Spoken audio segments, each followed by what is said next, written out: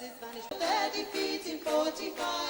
They all came out of the woodwork on the day the Nazi died. They say the prisoner of Spandau was a symbol of defeat. Whilst Hess remained in prison, then the fascists they would beat. So the promise of an Aryan world would never materialize. So why did they all come out of the woodwork on the day the Nazi died? The world is riddled with maggots. The maggots are getting fat. They're making a tasty meal of all the bosses and bureaucrats. They're taking over the boardrooms and they're fat and full of pride. And they all came out of the woodwork on the day the Nazi died. So if you meet with these historians, I'll tell you what to say. Tell them that the Nazis never really went away. They're out there burning houses down and peddling racist lies. And we'll never rest again until every Nazi dies.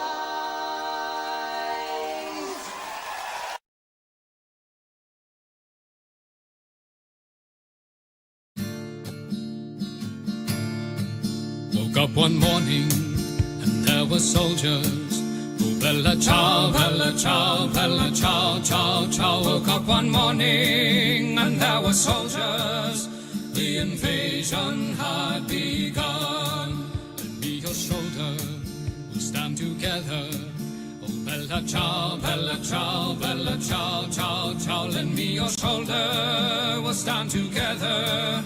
But I feel my time has come. And if I die here for the resistance, oh, bella ciao, bella ciao, bella ciao, ciao, ciao. And if I die here for the resistance, you must lay me in my grave among the flowers upon the mountain.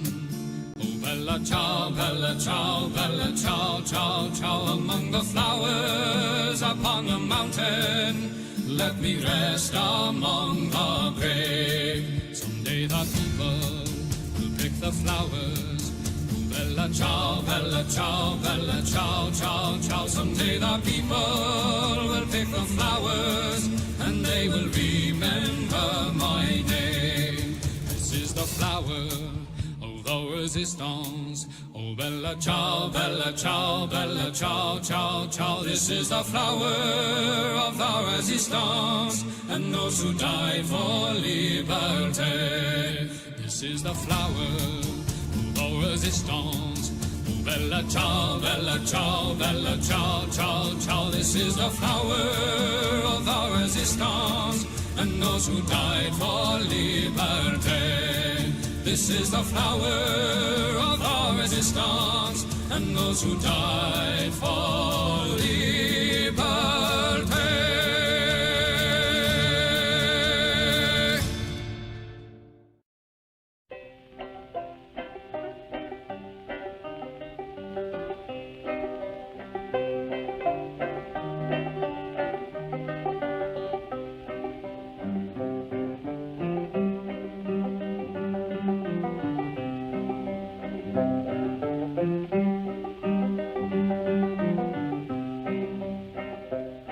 Come all of you good workers, good news to you I'll tell of how the good old Union has come in here to dwell.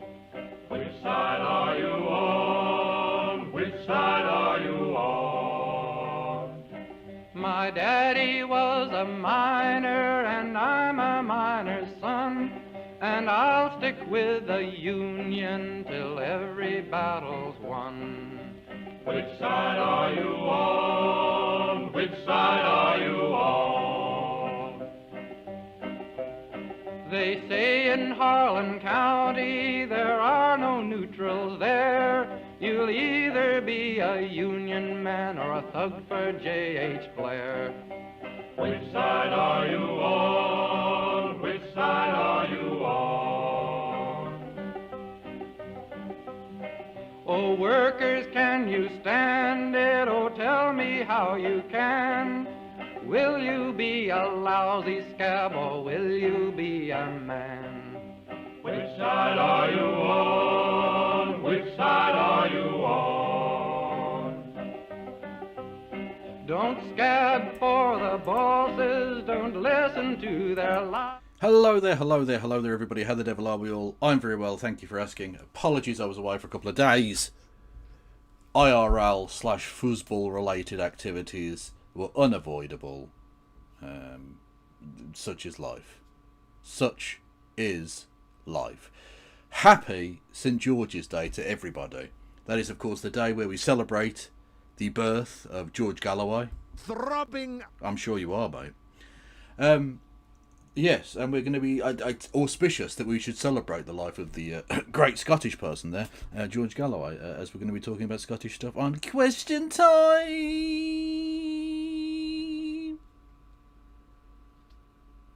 Actually, I don't know if it is his birthday. I made that up. I just wanted to do. I wanted to play throbbing. Gay is in, gay is hot. I want some gay. Gay it's gonna be. Correct. How are we all? Are we well? Thank you to where are we? Idiosyncrasy 666 for your devilishly positive message there of good times, and for 11 months of Prime. Much love to you. Thank you, Over the Story, for gifting a sub to User Nameless Entity. Based. And thank you, Mad Cat Scotty Eye, for 29 months of being a comrade. Absolutely lovely stuff. We're on a hype train. If we get to level 2 of the hype train, I will do monstrous things. Sometimes may be good, sometimes may be shit. Did you know Arugatuso, whose voice annoys me now? He's not done anything particularly other than, I suppose, playing for Rangers that has offended me enormously. And honestly, him having it out with Jim Jordan that time when they were playing Tottenham was fucking mental. And telling the Israeli players to fuck off was pretty funny. So, you know, it's swings and roundabouts, I guess. But that noise annoys me. Anyway, thank you, Kieran Kinsella, with 2 months over on the YouTubes. Much love to you.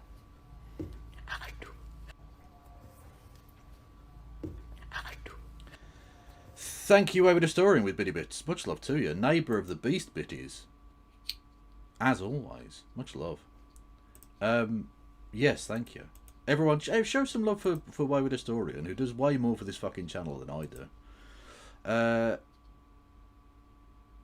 Good lord. Kreia van Brur. Brur? Yeah, that. Berg? I don't know. Anyway. The return of the sausages. With 20 gifted... He is risen.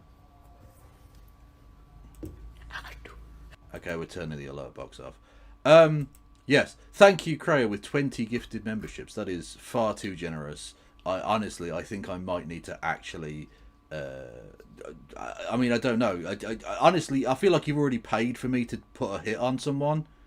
If you have an enemy that you need taken care of, give me a call. And that is entirely sarcastic. I don't actually mean that. That is not true. Thank you, Proxy, with $5, who says, just wanted to waste £5. Or £5 even. I just wanted to waste £5. Well, £5 successfully wasted. Much love. Much flipping love. Thank you, Phil Decker, with He Is Risen. I am risen. Actually, I did have a really, really ridiculously strong boner the other day. Some, like, morning wood I haven't had since I was, like, 20. That level. Like, fucking mental. Anyway. It was nice. I felt young again. Briefly. And then I looked at myself in the mirror and realised I wasn't. Honestly, I should just go to Switzerland, I think. It's the only answer. Thank you, MB2K, with 11 months of Prime. Much love to you, my friend. I know I always sound sarcastic when I say that, but I do genuinely mean it. Thank you. Bilderberg, swooping in with the 10 memberships on the YouTube. You people are far too generous. What have I done to deserve any of this nonsense? It's a fucking disgrace. You're quite right, it is. Also, can we get some lols in chat for him being dead? And if you don't know who he is, don't bother. Don't look into it. Your ignorance is bliss. Drink water when you get up. Well, I do drink water when I get up. What's that got to do with me having an erection?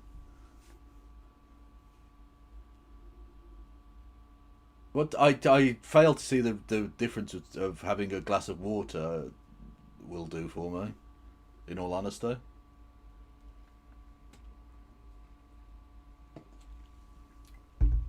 I'm not dehydrated. Again, I don't... Okay. I don't know how the dehydration is related to the thing I said about my bodily function. Surely dehydration would make it less likely. Sure, I don't know. I'll be honest with you, I'm not an erection expert, medically speaking. It's a lived experience, to be sure, but it's not medical knowledge. What the fuck am I talking about? People are giving you money to say things, Kev, for God's sake. Anyway, thank you everybody for being super awesome and generous and all of that shite. Right. We have no QT tonight. We do have QT, but no QT. She is in London doing No Navarra. So she can't be with us tonight. So we'll probably speak with her on Sunday, as per usual. Although no promises, of course. You know. The Chelsea owners are very American in the Glazers way. Very true. Americans and running football clubs is not always very good. Do we have GTK? Are you gonna have to explain what that is? My mind has gone totally blank, Matt. What the fuck are you talking about?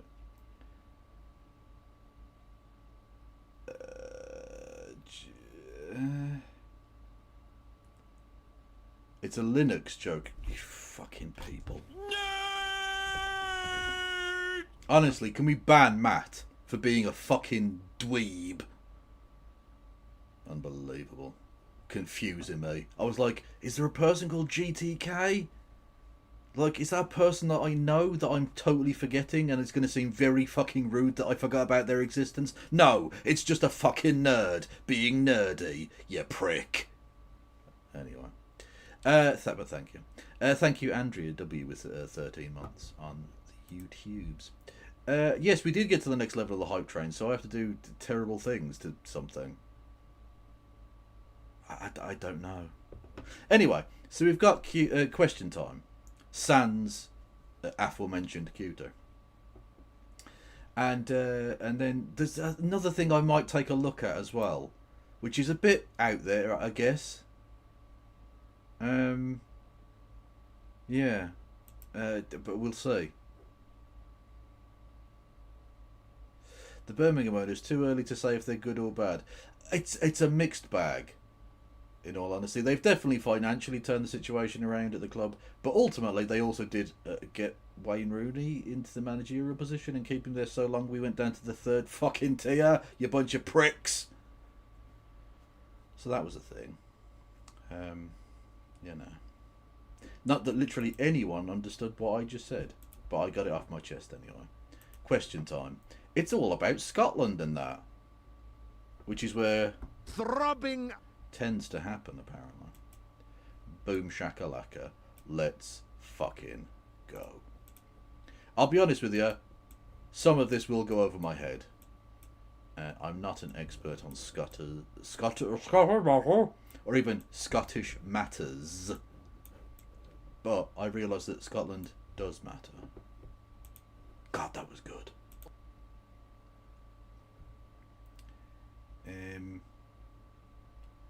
Does it want to play? Brilliant job on the fucking audio, BBC. To Aberdeen for the second of our special election programmes ahead of May the 7th. Our audience, as always, reflects a general electoral picture across the nation. Tonight, of course, across Scotland. Welcome to Question Time from Aberdeen on the BBC News Channel. That's where Mr. Rolling his R's is an MP. iPlayer and Sounds. When he's not speaking in an American accent, obviously. And TikTok and YouTube.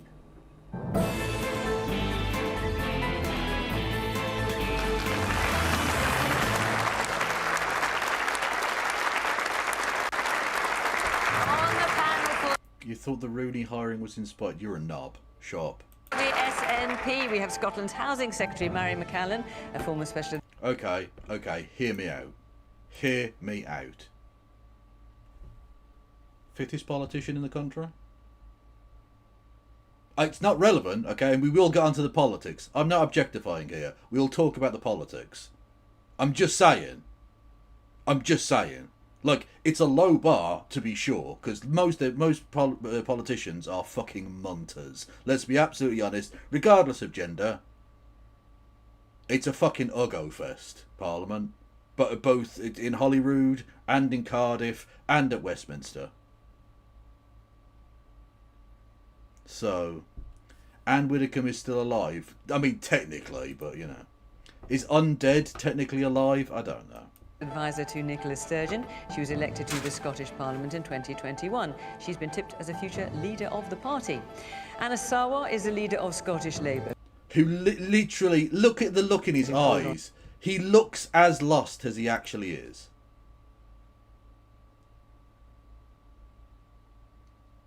He looks as completely out of his fucking depth as he literally is. So in that respect, accurate, right? But he is, like, a completely clueless fuckhead.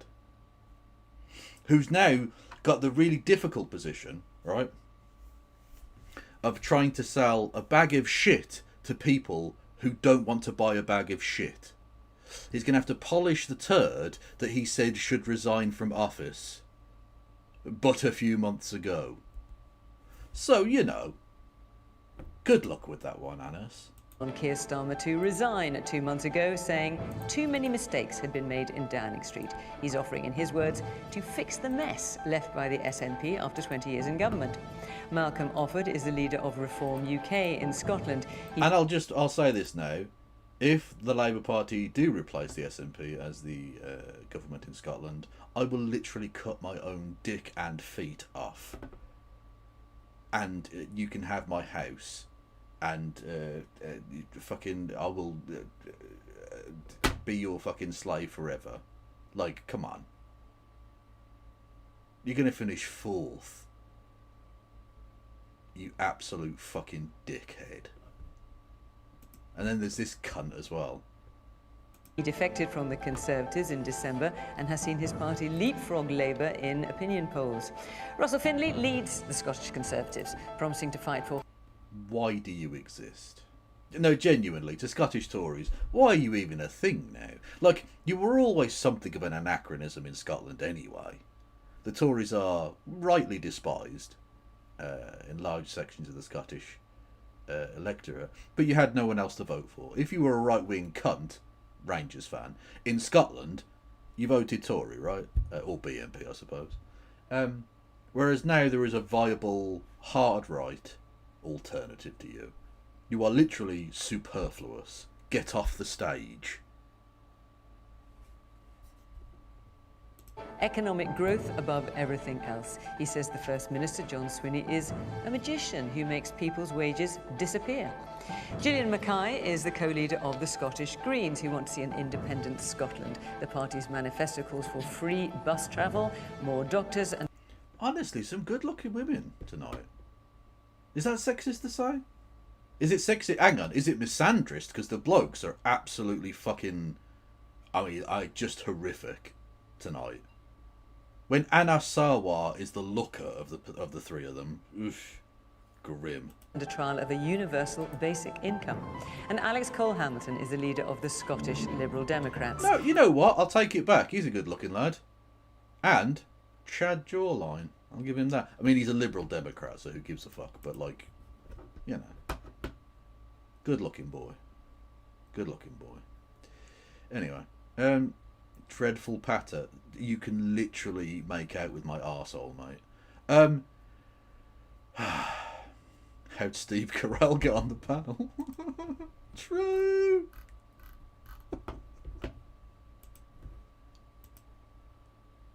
He's hoping to win 10 seats and has hinted that he might vote for Anna Sarwar as First Minister if he gets the chance to remove the SNP from power.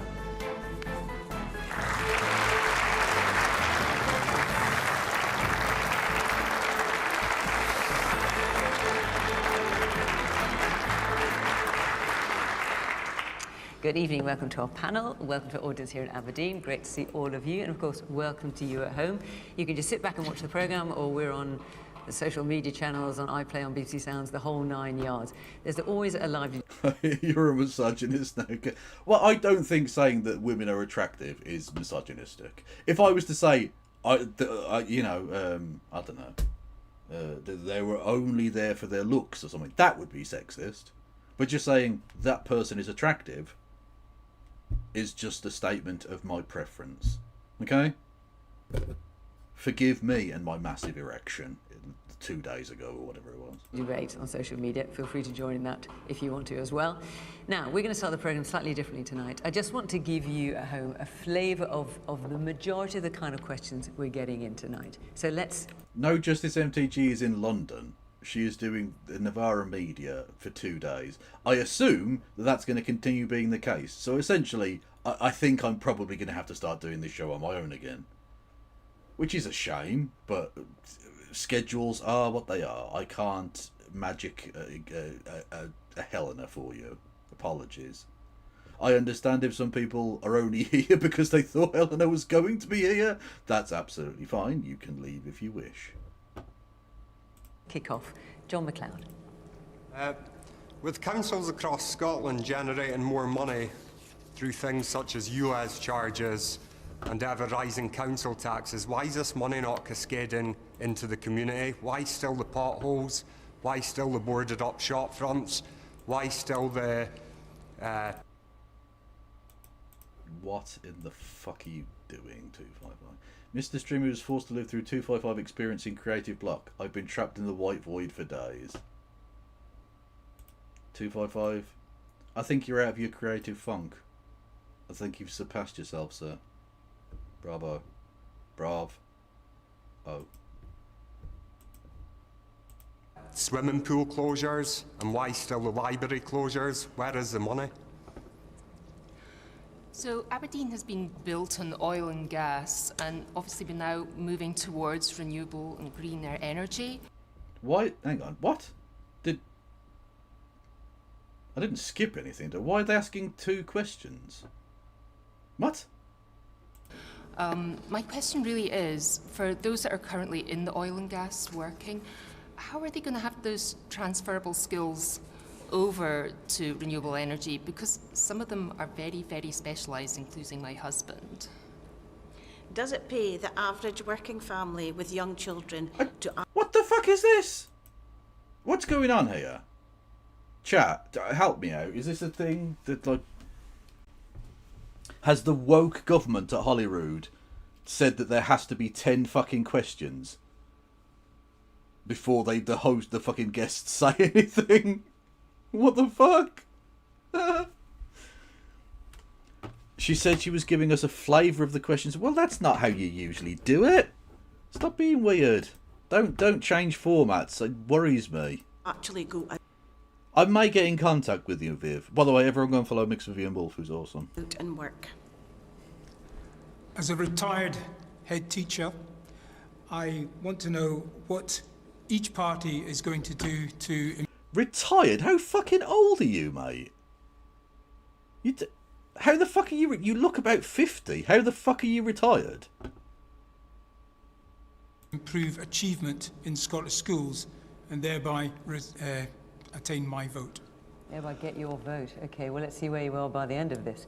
Thank you very much for that. Right, that's a flavour of... Those are the kind of questions we'll be getting into. Like, you mentioned oil and gas, so why don't we kick off with that? Let's hear from Angus Martin. With global tensions affecting energy supplies, is increasing North Sea oil and gas production the right move for the UK's energy security? Well, I mean, we are in Aberdeen. I guess there was probably going to be a question asked about that, but yeah. No, not really. I understand from a Scottish kind of independence perspective.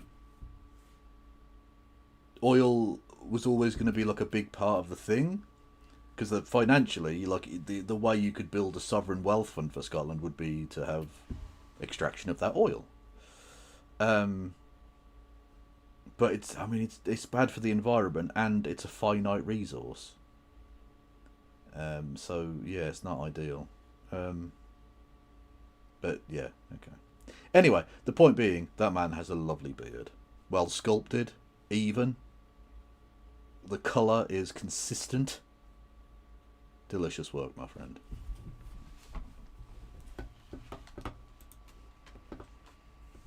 Yeah, we'll see if we get an independence question. Don't be surprised if they don't, though, because the BBC are shite. According to Donald Trump, yet again today, yes it is. But he's not. Yeah, but Donald Trump's a cunt, so I don't care. Nothing bad can happen. It can only good happen. Our president is President of the United States. So, Mary, is it the right move to increase North Sea oil and gas production? So energy security is on all of our minds, quite rightly, as prices continue to rise, and we're having warnings left, right and centre that that's the trajectory that we're going in, even though it feels like we've been in a trajectory of rising prices for some time now. When it comes to licensing, new exploration, our position is and has been that, first of all, perversely, those decisions don't sit in Scotland. So long as we're relying on UK ministers making that decision, for each opportunity, they should consider it on a rigorously evidence-led, case-by-case basis. I'll just finish the answer. I think she would do a really good April O'Neil cosplay. I'll put that out there for everyone. Taking into account both climate compatibility, because that is a legal obligation, it's not just a... Oh yeah, I should probably explain. The reason you can't see me is because my camera is absolutely bollocksed. Yeah, poison ivy would also work. Yeah. Yes. Yeah, my camera's fucked. So, I'm probably gonna have to either dig out my old webcam and see if that's too potato-y, maybe. I don't know.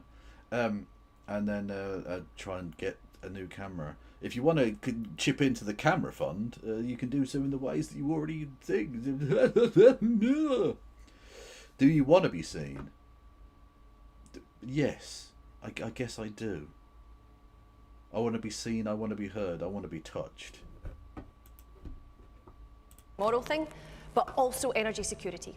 And energy security is clearly a factor which is developing very rapidly just now. But if I just can... But that's not what you said last year.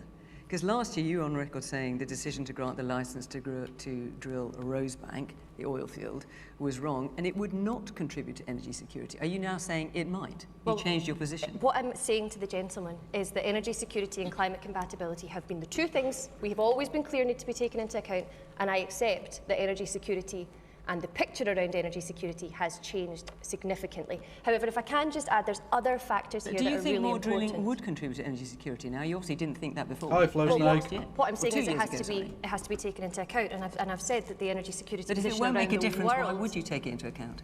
Well, because we have to take an evidence-led position. No, but okay. See, this is... Unfortunately, they're playing the same game as the... They have to play the same game as the Tories because... I mean, there are a number of factors. Like I say, in order for Scotland to build that sovereign wealth fund, which would be like, one of the ways economically that Scotland could sustain itself, going independent, is to actually get the the revenue from the oil that is their oil. That that would really help. But they would have obviously to drill that oil. So there's that.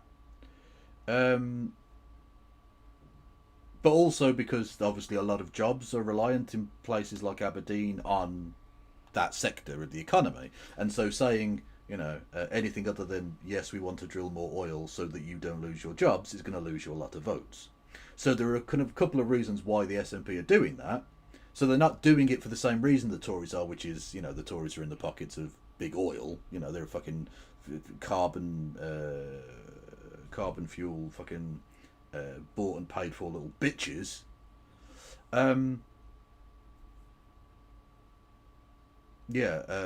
so they're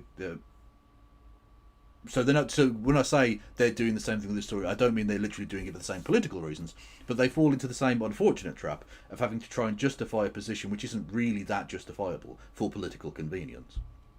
And so they have to say it helps with energy security, even though it literally doesn't, and that oil isn't even going to come here. It just gets sold on the open market. The only way in which this would help is that you sell the licenses, or indeed you take it all in-house, which would be cool, you know, nationalising it would be dope. But either way, you make money by selling it. It's not coming here to be used here. That's not how any of this fucking works. And people who do this know that that's not how it works. But they have to say it's about energy security, even though it's bollocks. That's not true. One way you could actually achieve a semblance of energy security is by investing massively in renewable energies. Because they're not going to blot out the sun. So solar energy isn't reliant on Iran or America or Israel deciding to close down anything. The sun's just going to be there. The same with wind and thermal energy and fucking tidal energy and all the rest of it.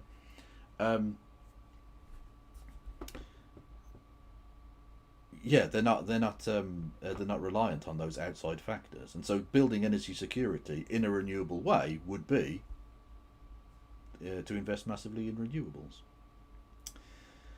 Nuclear winter. Well, to be fair, yes, a nuclear winter would be a setback for the the fucking the old panels on the roof type thing. But to be fair, in a nuclear winter situation, energy supply isn't going to be as big a deal because there aren't going to be that many people left. Modern problems, modern solutions. You don't need energy if you don't have any people. No, that's just what you said. I'm saying, you back to yourself. All I'm saying is that the facts of each opportunity need to be considered against climate compatibility, which remains an obligation, and energy security, which is a moving picture. What I would like to see, however, is that I didn't have to set out the principles for the decision making on this, and that actually those decisions were made in Scotland, because there's other factors here, including an energy profits levy, which is still being put into... Okay, Sully, okay, this is where we stop. This is... for fuck's sake. Oh, it's working on that one. What?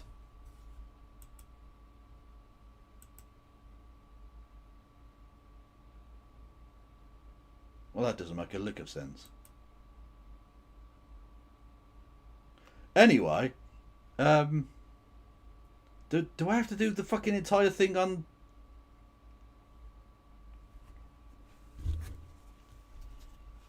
Do I have to do the whole thing on Sincerity Cam? Hello?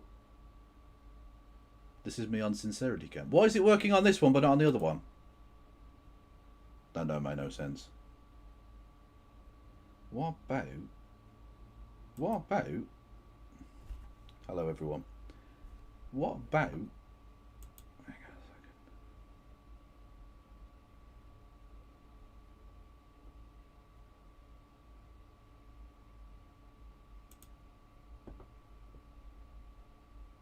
One sec. Hey! Oh, hello. And we're back.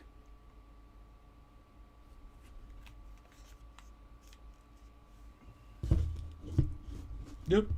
Hang on a minute. I haven't got this set up at all. Apologies.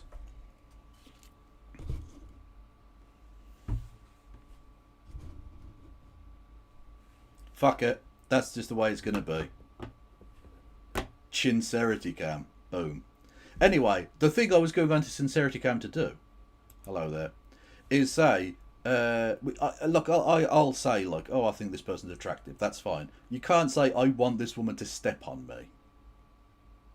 I realise you're probably joking, and that's fine. I'm not going to take it too seriously or, like, ban you or anything. But what I will say is, let's keep that sort of thing to a minimum, shall we?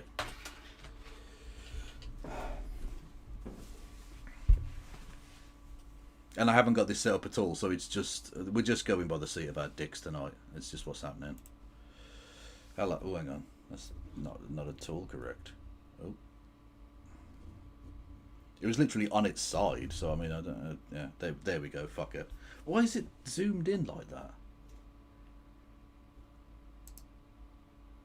Hang on a minute. configure. Why did it not work though? That doesn't make any sense. Ooh, that's too much. There we go. Ah, that's why. Hello. It was mega zoomed in, and I don't know why. By the way, might as well turn the light on so you can actually fucking see me. I'm not going to set it up in its proper thing. I can't be fucking bothered. And you might see it wobbling because it's just on the table. So when I move my hand on the mouse, it may move the camera. You're just going to have to put up with the motion sickness. Placed by a UK government which is starving the industry of the very investment that we need to transition, so that absolutely has to go. I recall Anas Sarwar saying that Labour were going to save Grangemouth, and yet disappeared it did. These are broken Indeed. promises and a whole series of issues. Let's just get it straight on. To be fair, they also fucked over Port Talbot, so it's almost like they don't give a fuck about any of the other countries of the nation, or nations of the country, whatever. To return our energy wealth to Scotland. Should there be more drilling in the North Sea? Oh, well, it has to be led by evidence. It has to be led by evidence. Okay, but we obviously need to... you must have seen a lot of the evidence. You've been in power for nearly 20 years. Well, Should there be more drilling? Office. I realise it's not devolved. No, but that's I get the that. exact But we point. are in Aberdeen. I you have must have some idea. I have not seen the evidence. I do not get to make those decisions. I want the... So you've no idea? No, it's not that I don't have any idea. We're in a situation... Okay. Sorry. Well, what's your opinion? We're Should there be more drilling or not? Well, if it can be demonstrated that it's both climate compatible and required for energy. Oh, for fuck's sake. Don't dance on the head of a pin. You obviously think, yes, there should be more drilling. For whatever reason, set that out. Don't fucking do this slimy politicians thing. Of, like, not answering the question and be like, oh, we needs to be evidence-led. Yeah, obviously. We're not suggesting you just, like... fucking put all the options on a spinning wheel and just let the wheel decide.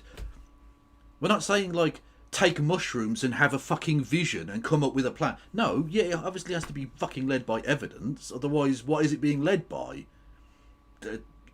Fucking tits.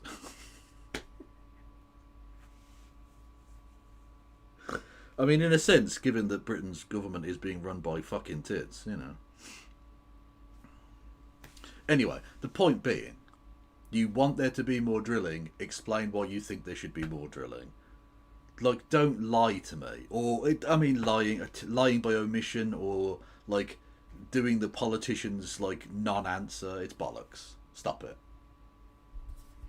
The SNP are usually a lot better than this. Not always, of course. They are still fucking politicians, after all. But, you know, this is shoddy. Energy security, then yes, it should. Malcolm. Okay, here we are in the northeast, where we basically had a world-class energy industry, which we basically shut down as an act of self-harm. Our energy prices are now 4 times more expensive than the US, 7 times more expensive than China. We're importing 70% of our North Sea gas from the North Sea from Norway, from fields over the fence from the ones that we've shut down. Even the Norwegian energy minister thinks that is daft. In the meantime, we account for less than 1% of global emissions. China accounts for 30% and opens a coal-fired power station one a week. We all want... Oh my god, he's like a fucking boomer meme on Facebook. Why should we do anything? China bad. Just, why should we do anything? Because some blah blah blah. Honestly, the only thing he needs is to be dressed up like a fucking minion. And then he's literally a Facebook meme.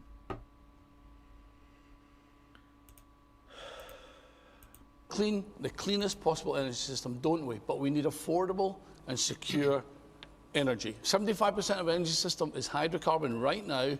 We need to get the North Gas. Well, he is Scottish and he is a reform scumbag, but like so many reform scumbags, he was literally a Conservative member of the House of Lords until last December. So, less than 6 months ago. He's now the leader of reform in Scotland. So, you know. School check. Oh, that's a point.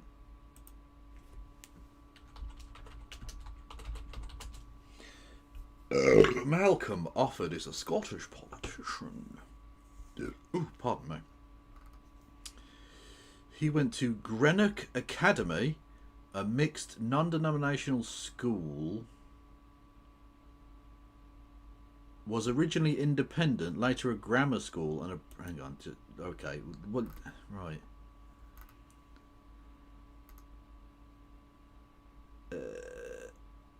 Oh, it was demolished in 2015. Okay. So, a kind of... It seems like a bit of a posh school. It was formerly a private school. Until... when? I don't know. It became 1976. It became a thing, a comprehensive. So when would he have gone there? What year? What? When was he born? He was born in 1964, so 76. Yeah, he was probably there at the time it became a comprehensive. It doesn't really matter. Anyway, he went to the University of Edinburgh, which is a good school. Anyway, so I don't think he's like super posh, but he is still a Scottish Tory, so let's not pretend he's not. He joined Charterhouse Capital Partners. He has donated £147,500 to the Conservative Party. Oh no. Offord is a founder and chair of Edinburgh-based private equity firm Badenoch and Co. He's a useless cunt. He's a genuinely useless cunt. There's no point in this person's existence. He is chaff. Gas onshore and flowing again, and we don't need that to go in the international market. It can come to the UK on a domestic market only. Remember the US 20 years ago? How will you make that happen? Well, 20 years ago, the US was energy dependent, and it now is an exporter. You do a license arrangement with the energy company. Yeah, that's right. Yeah, no, chow down on Trump's dick. That'll work really well for you in Scotland. Yeah, do that. To bring the gas onshore only for domestic use, not for export. Not for export. And we get the price down. Even if they can get a higher price abroad, yes. you'll just make them do it somehow. That's the cost of the license. That's how the license would work. They can make a margin on that. They bring it in to the UK. Honestly, you've got to say, the way he throws it back for the oil companies is pretty impressive. Honestly, it's a good back arch. You know, face down, ass up. It's good form. Solid. At an affordable price. We then have secure energy, because right now we don't have security of supply. And we have affordable energy. And then we can then talk about a transition, because we can then use that as our transition fuel.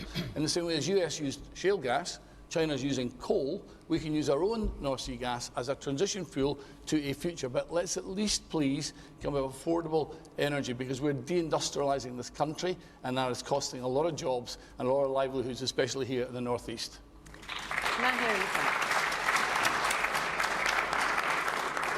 Yeah, I heard what you said on there about gas coming from northern Norway, Ormen Lange, which a number of years ago actually produced and was sold to the UK 30% of the UK's gas needs.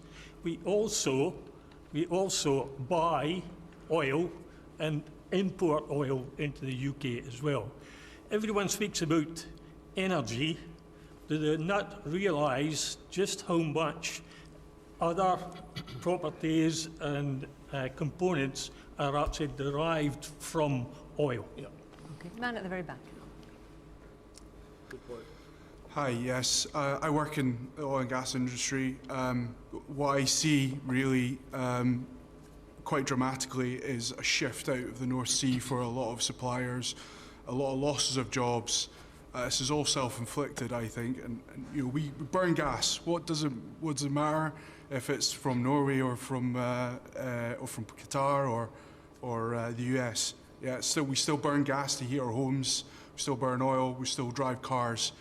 You know, why I'm disappointed at, I know it's reserved matter, but that the SNP is not fighting our corner. Yeah, you've not fought our corner, and it's very disappointing to me. Yeah, we flip-flopped and... So is it literally going to be just all oil people talking positively about oil? because the national broadcaster is really in tune with the rest of the country as well. And when I say the rest of the country, I don't just mean the rest of UK, the rest of Scotland. Just because it's Aberdeen doesn't mean you have to get just oil workers on. Now you're this wishy-washy, you know, oh, half in, half out, right? It's nonsense. There's more to energy security, it's a recent thing, and there's more to climate change. There's jobs, there's livelihoods, there's a whole northeast economy built on this. Okay, I'll let you come back in. Woman in the green sweater, I think, at the back, yes. Yeah, we talk about energy, but we need to distinguish between electricity and other types of energy. Okay, she's English. She's just English. What? You let her in? And oil and gas. As long as we're still using oil and gas as a country, and we are, we shouldn't be going to Africa, allowing drilling in Africa. How can that be cleaner? It's certainly not cheaper, and it's no more environmentally friendly. And the irony that we are not. So, like, are the oil companies paying for this advertisement on the BBC, or is Muggins here, the fucking licence fee payer, giving money to the BBC for them to pump out pro-oil shite on my fucking TV?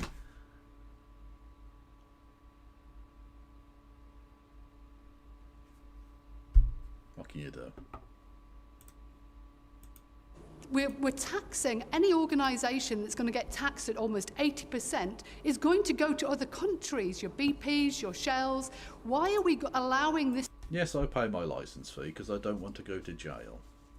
And they will put me in jail. And I'm just too sexy for that. To come in from Norway, the same fields, we're not taking the tax revenue, we're losing the jobs. Jobs are going out of Aberdeen by the thousands at the moment, and people are employed in Norway, and they're taking all the revenue that we could be generating here. Gillian, the last two speakers, have they got a point? So I don't think that any more drilling in the North Sea is compatible either with the climate or actually with energy security as well. We've seen how this conflict on that global scale has pushed up prices here without us having anything to do with it.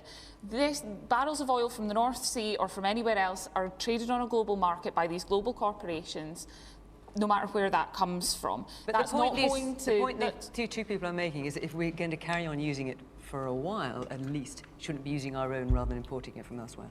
But there are current reserves that we're using without opening new fields that can be used to help with that transition across. We should have been funding this transition properly. We should have been saving the jobs that have been lost in Aberdeen and Grangemouth, where I'm from, decades ago. The next best time to start that transition is right now, so that we don't lose any more of the jobs that we have here in Aberdeen, so that workers do have the time to transfer their skills across, to learn those... Don't say transition, because there's one particular resident of Edinburgh who lives in a castle made of mould, who will not be happy about the situation. New skills to make sure that we've got those good, well-paid, unionised jobs in these communities for generations to come. I have friends who worked at Grangemouth, then went to Mossmorran, and have lost jobs twice because we've left it to big companies, both government... Fosmos, that's the difference, yeah. Norway had a government that wanted to take care of the Norwegian people and state, whereas the Scottish people, unfortunately, are under the yoke of Westminster, who couldn't give two fucks about the people of Scotland.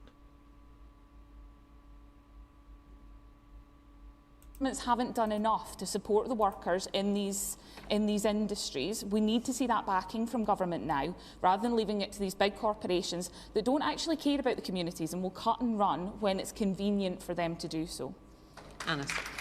National security has been a really big topic, rightly, over the last number of months in particular, and let's be really clear, energy security is national security. I would say, as an aside, that Lord Malcolm Offord served in a government where 1/3 of oil and gas jobs were lost and didn't say nothing throughout that entire period, and similar to with Mary McCallan and the SNP government.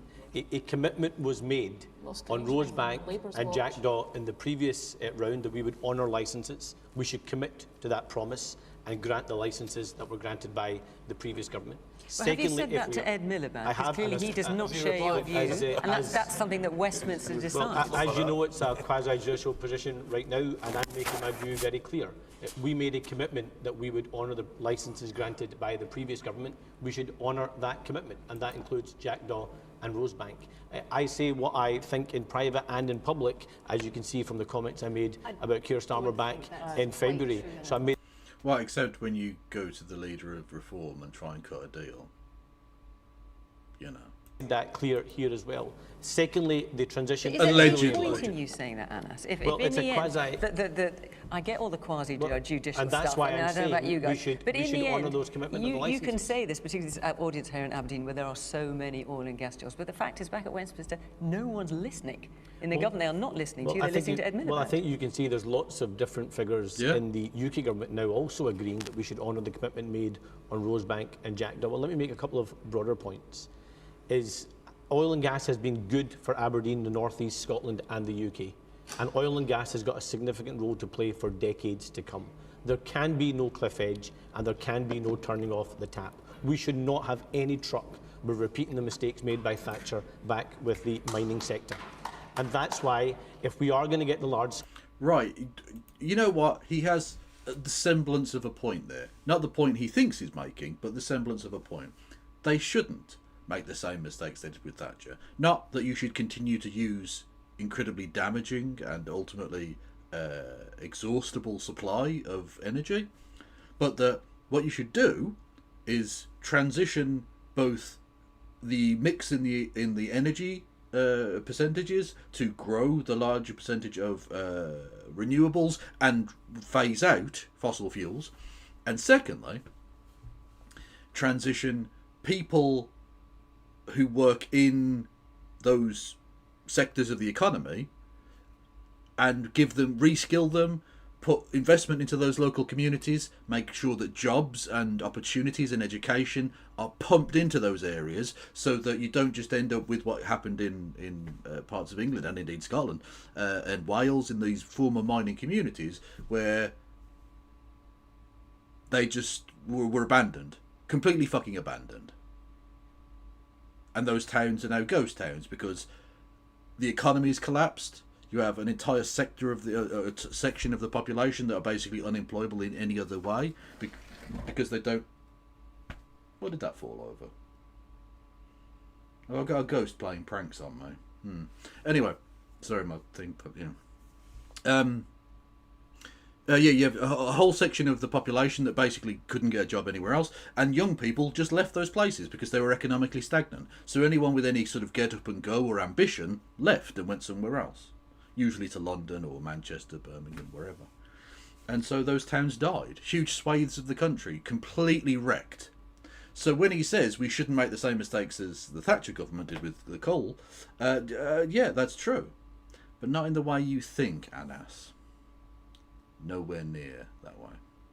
Zoran's revenge for taking down his flag. Well, maybe he should come and kiss my dick. Scale jobs. Yes, we have to invest in renewables, but we also... Actually, I have no problem with him particularly. I just...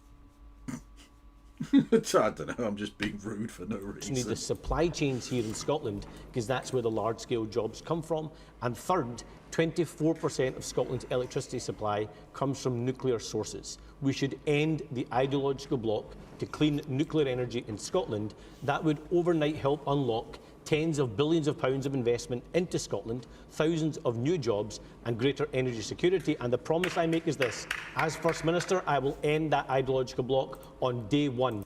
You are never, I repeat, just, okay. No, wrong one. You are never, ever, ever, ever, I repeat, ever, going to be the First Minister of Scotland, Anas Sarwar.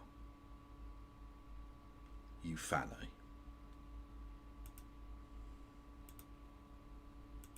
Of a Scottish Labour government. On that point, I mean, you talked there about taxes that are undermining the industry. Offshore Energy UK have been absolutely clear that the Energy Profits Levy, which your colleagues are overseeing in London, has been going on for far too long and at far higher rate, and it's causing about 1,000 job losses a month. So if you're so committed to oil and gas, and will you commit that the energy profits levy will be scrapped, Well, because let it me is absolutely killing let him businesses, answer. Yeah. undermining the... Let's not bury the lead there. The one person clapping, like there's the only thing worse than no one clapping is just one person. Because if no one claps, you just think, well, I made a point, and maybe they're just going to respectfully sort of deal with the next thing. Fine, whatever. If one person claps, it does suggest you're out on a bit of a limb. That you might not have brought the audience with you on that one. If one person claps, it's almost more deafening than the silence of nobody clapping. It's more like it hits. It's sonically, it's more impactful. You know. Yeah. Anyway, but Anas Nawab will never be First Minister, so what he says literally is irrelevant. As we literally saw when he came out and said that the Prime Minister should resign, and then it didn't happen, and now he's just like, whoopsie doopsie. And then when Keir Starmer went north of the border, he didn't even meet with Anas Nawab. So it would appear that the dislike is mutual. Which I don't mind. I understand, because I hate both of them. So I understand each person's feeling on the matter, you know? Because they're both fucking wankers. Hey, Kev. Having a rough... Oh, sorry about that, Sister. By the way, firstly, everyone, go and follow Sister Rose for the most mental fucking YouTube poop edits imaginable. And secondly, go and say that she's cool. Because she is cool, and it's annoying that she's had a rough day. I hope it gets better for you. Well, I mean, the day's basically over. I hope tomorrow's better for you.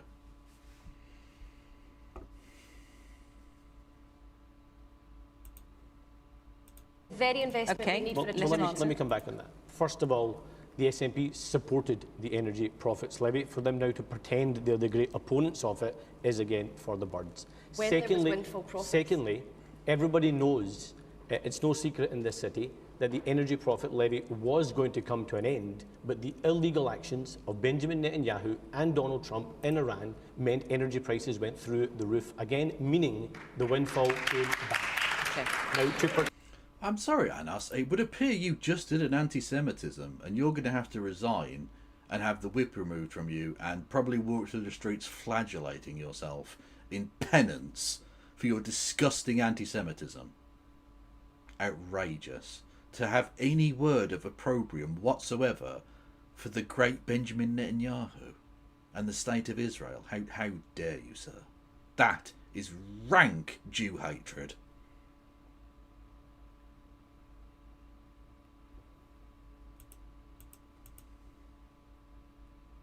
I'm just hearing, yeah, Jeremy Corbyn's just kicked him out of your party as well. So.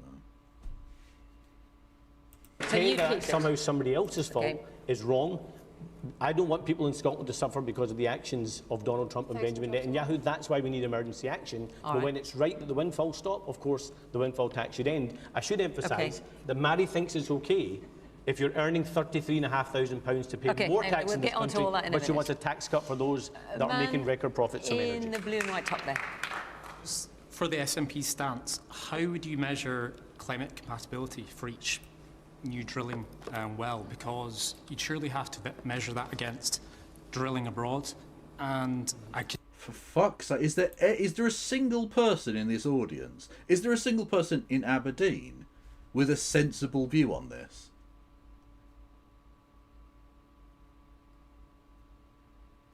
Like, they're all just rabid oil freaks. No offence to any Aberdonians listening, but this is fucking gross.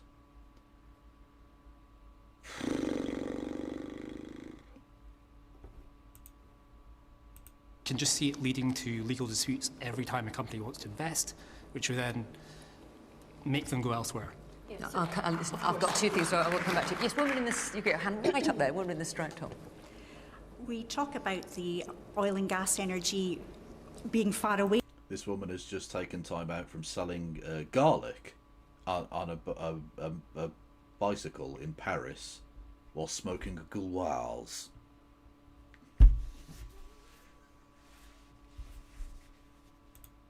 The content doesn't seem to be working. At cliff edge, but frankly, What are you doing, BBC? She does look like Amy Goodman. Yeah. companies have already shut down. People are losing their jobs daily. Welcome to democracy now. Supply chain is drying up, understandably, and whilst various oil and gas industry are around like a football, no decisions are being made. And I think really the time is now. A decision needs to be made now about progressing the 2 oil fields to be drilled.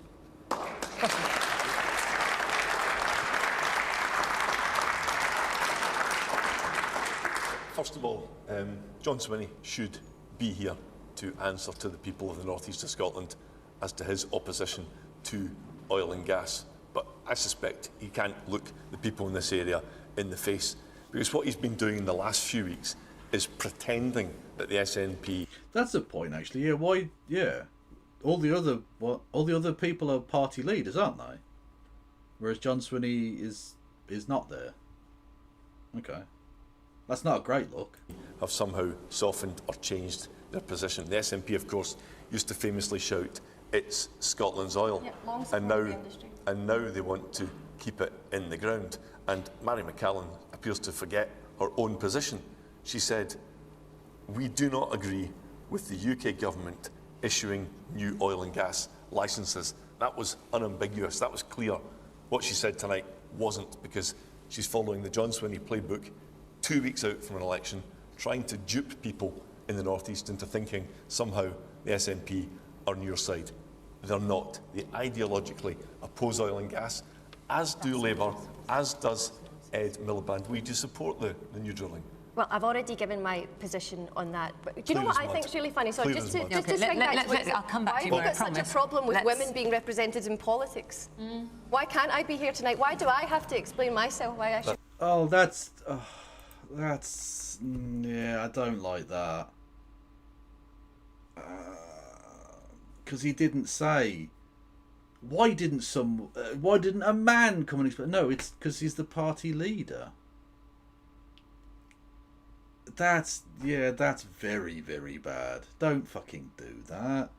Don't, like, that. You're just being a fucking woke scold at that point. You're just being a fucking... That's gross. I don't like that at all. Fucking weird liberal id-pol bullshit, man. Stick up your fucking arse. He didn't... Look, I hate to defend a Tory, especially a Scottish Tory, because they're the fucking scum of the earth.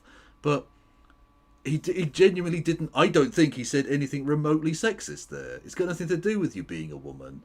It's because he's the party leader and all the other people are the leaders of those parties. So the Green co-leader is there, the Liberal leader is there, the Labour leader is there, the Tory leader is there, and the Reform leader is there. The one leader who isn't there is the fucking First Minister. Now, he doesn't have to be there, of course. Right? You can't make him be there. But I think it would be understandable to ask the question why he isn't. So why go, like, it's... No one said you're a woman who can't explain shit. Maybe he's busy. I mean, yeah, okay, maybe he is busy, but, like, you make time for this. This is a national fucking broadcast with all the other leaders during an election.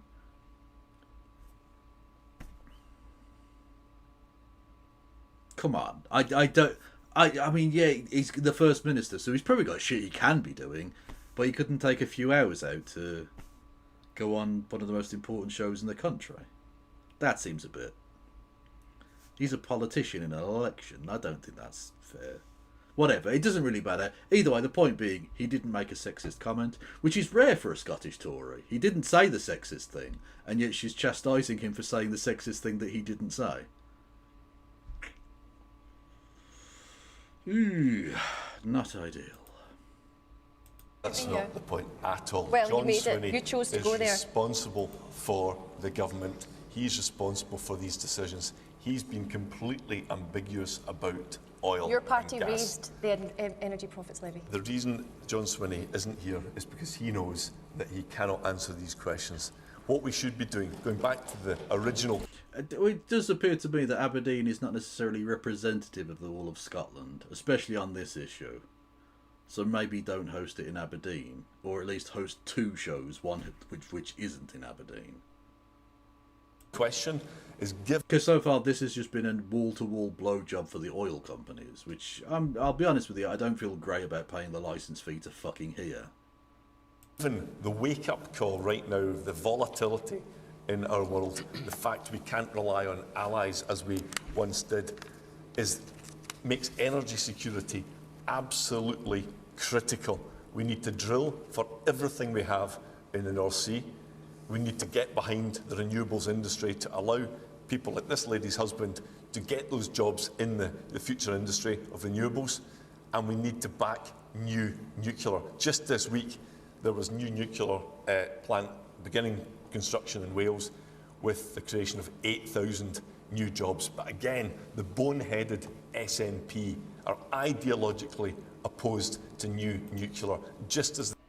I haven't hosted one of those in a long time, Sister Rose, because you may remember our late departed friend Sophia Christina both passed away, who was a regular on those panels,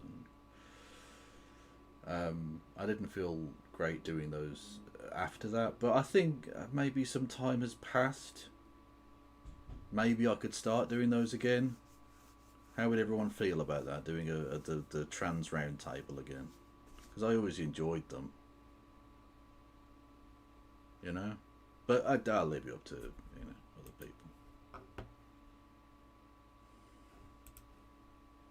They're opposed to extracting oil and gas while pretending that somehow they're maybe for it.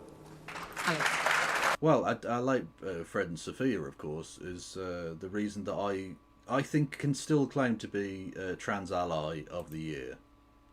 Because she was the one that got me nominated for that, and I won. And it was never awarded afterwards, so I'm still the reigning Trans Ally of the Year. W's in chat. W's in chat.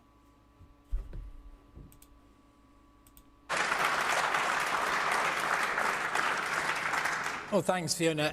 Well, I hope we would all agree on this panel that the final boss of the 21st century is climate change, and it will be for the rest of our lives. But that said, we can't escape the reality that we still need oil and gas. We absolutely do. And that's a failure of successive governments in London and Westminster and in Edinburgh to drive down demand for oil and gas. So while we need that, we need to make an assessment, an environmental assessment. Does it... What's a trans roundtable, like Camelot but with dolls? Yes. Yes. Now, it was a show I did ages ago where I got loads of trans people together to be like, here is my platform, talk about your issues. It was a way that I felt I could be an ally to those people who maybe feel voiceless or whatever, you know. And we didn't just talk about trans-related stuff, you know, but that was obviously a focus of it. Can't believe Sophia passed. She was amazing. She was amazing. Salutes in chat for Sophia. A dead but very much remembered comrade. Much love to her. Every time I see South Africa play rugby union, I think of her. She was crazy about South African rugby. Her surname was Botha, so you know. There you go. Make more environmental sense to take it from our own waters than it does to import it with the additional carbon from overseas, and if that's the case, then we should. Absolutely. So what's your position? Because looking at your manifesto, I couldn't work it out. If you support new oil and gas licences or not. You're just saying we don't know enough I think yet. It's clear. If it makes more environmental sense to extract it from our waters than it does to import Thank it you, with additional Oliver. carbon, then... I do try. Alex Salmond said 20 years ago he wanted to make Scotland the renewables capital of the world, the Saudi Arabia of the north. But we are nowhere. We are still paying renewables companies $2 billion. Yeah, when he said that, though, he wanted to make them the Saudi Arabia of the north by, like, doing public executions and killing journalists. Can we get some lols in chat for Alex Salmond, the transphobic shithead, being dead? That's still funny. £1 a year not to put their wind energy into our grid because we don't have the capacity to receive it. We are nowhere in that just transition. And as a result, we are seeing this hesitancy in our government in Edinburgh, in Mary McCallan's government, and that hesitancy is driving companies away from this city. I was at university in this city. I know the people in this town. I know the suffering that is going on because of the hesitancy and prevarication and the jobs that are being lost when they could be saved. We're in the striker top there. Liberal Democrats. Absolutely pointless. It's good to see, look, honestly, it's good to see the consistency. It's good to see the consistency that both south and north of the border, the Liberal Democrats are fucking pointless. Like, literally pointless. Who cares? Isn't the long-term issue actually the fact that none of you can agree and you always chase votes? Jesus Christ, it's not even an English person, it's a posh English person. Where the fuck did you transport in from? Did you beam here directly from Chipping Norton? What the fuck are you talking about? Shouldn't you be in a wine bar? What? Votes, and in actual fact, if people sat down and took a look... Actually, I'm really Scottish, you know? No, no, I really am. I'm like totally Aberdeen, you know, so fantastic. Yes, I'd absolutely love me some iron brew. long-term view about energy security. We could have had nuclear power in place 10 years ago and moved forward with things. And actually, you just kick energy around like a football, depending on chasing the votes. Yeah. Literally, look at that fucking still of a woman who is really happy that she said the most pointless thing ever. Oh, you politicians are playing politics. Oh, my farts are so stinky. Like, yeah, they're politicians who have differences of opinion about politics. It is sorry face. It absolutely is. Oh my word. Well, I already kind of knew what Aberdeen was, but this is worse. Like, they do have to have selected for like the biggest cunts in the city, right? There's no way they're all like this. They cannot possibly be. They elected fucking, what you call it, to Westminster. They can't be that bad, surely. There must be some decent ones amongst them. Woman in the green glasses. Woman in the green glasses, then. Hi, the overall question is that the root of all these problems is the reliance on oil and gas as an energy, and as it was said, is it not now time to make that final decision to move towards cleaner energy rather than coming to the same realization every time there's conflict and war in the Middle East that, oh, actually, oil's not really a super reliable supply? This conversation happens every time there's conflict in the Middle East, and the answer just keeps putting back to, as said, oh, I guess we'll see. And even though, I mean, you've got people in the audience here saying it's costing jobs. Okay, one person. Do you reckon that's just the one person clapping who's like, I'm not going to let any answer go unclapped. I am going to clap every answer so that everyone gets a clap.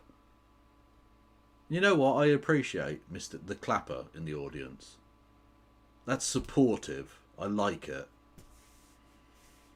Also, yes, someone under the age of 50 was allowed to talk. The Aberdonian hype man, yeah. No one gets tumbleweeded when the clapper is in audience. Let's go. And will cost yet more jobs, but nonetheless, you think we need to start moving away and as fast as possible. I think the solution is to start putting those transition plans in place, to start building those skills, and stop saying... Someone said the thing. Someone said the one sensible fucking thing. Yeah. Like, yeah, we're still going to continue to get oil from the North Sea. That's not going to not happen in the near future. But what we need to be doing now, what we needed to be doing yesterday, is transitioned those communities from working in that industry to working in literally anything else, so that you don't fall off a cliff edge economically, socially, demographically, like places in the former mining, the coal fields did. Wow, get one young person in the audience gets to speak, and it's the one person who makes any fucking sense. Jesus fucking Christ.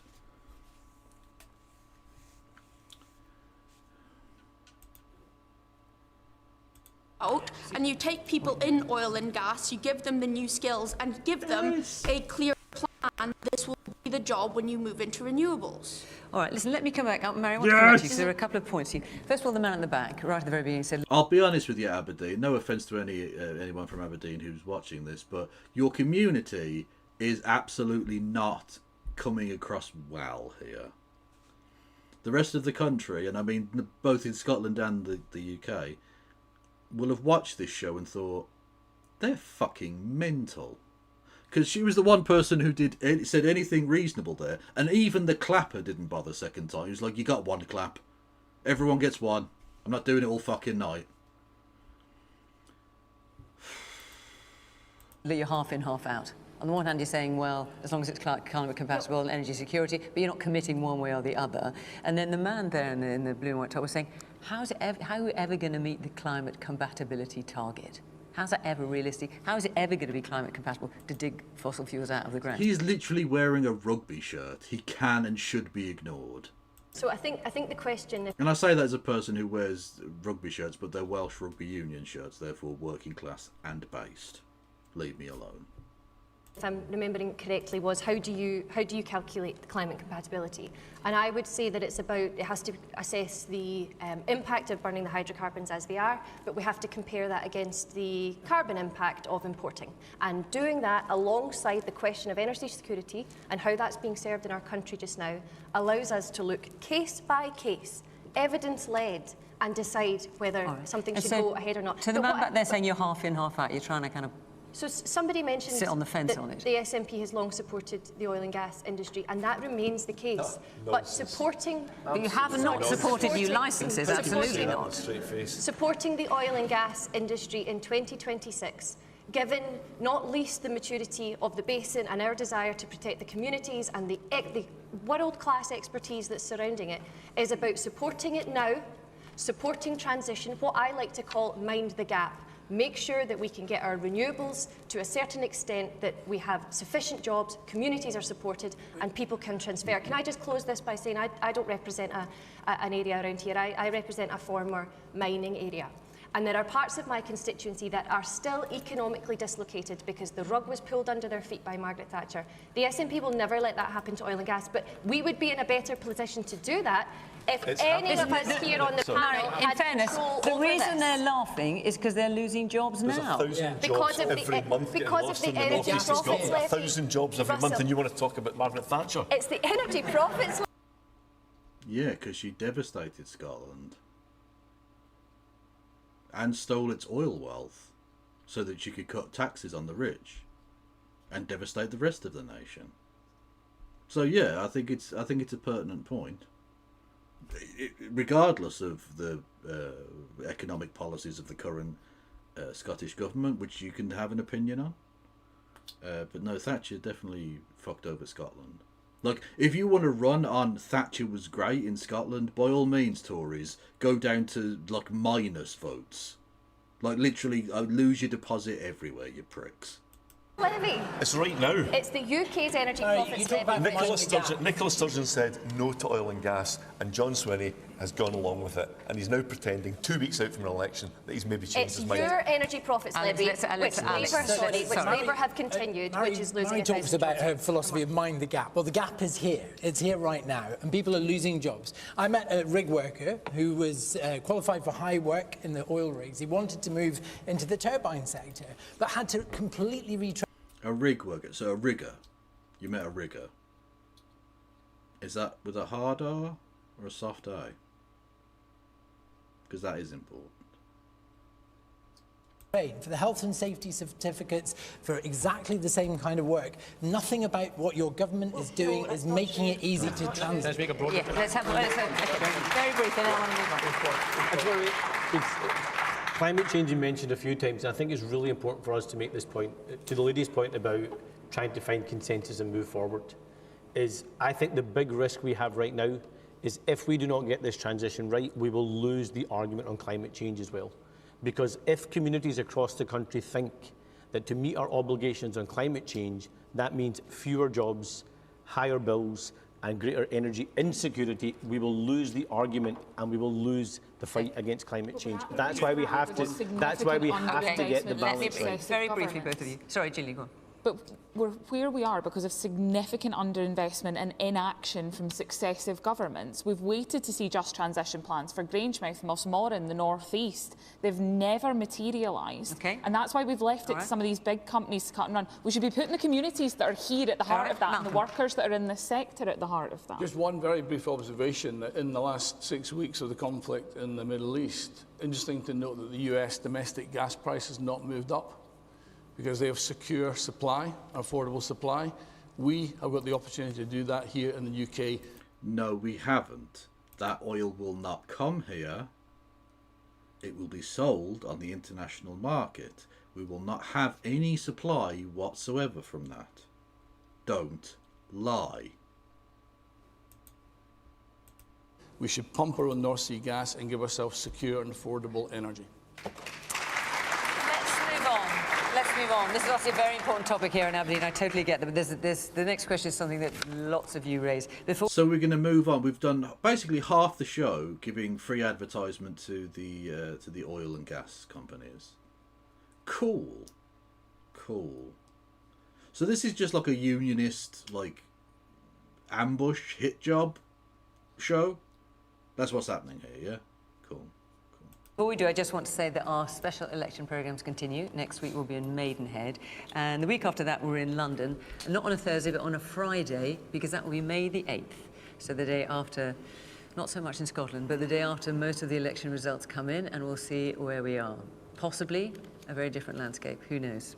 Cannot say at that point, but if you'd like to be in our audience, either Maidenhead or London, and just go to the Question Time website. All the instructions are there, and hopefully we shall see you on the night. Okay, let's take our next question, from Lindsay Beckwith-McLaren.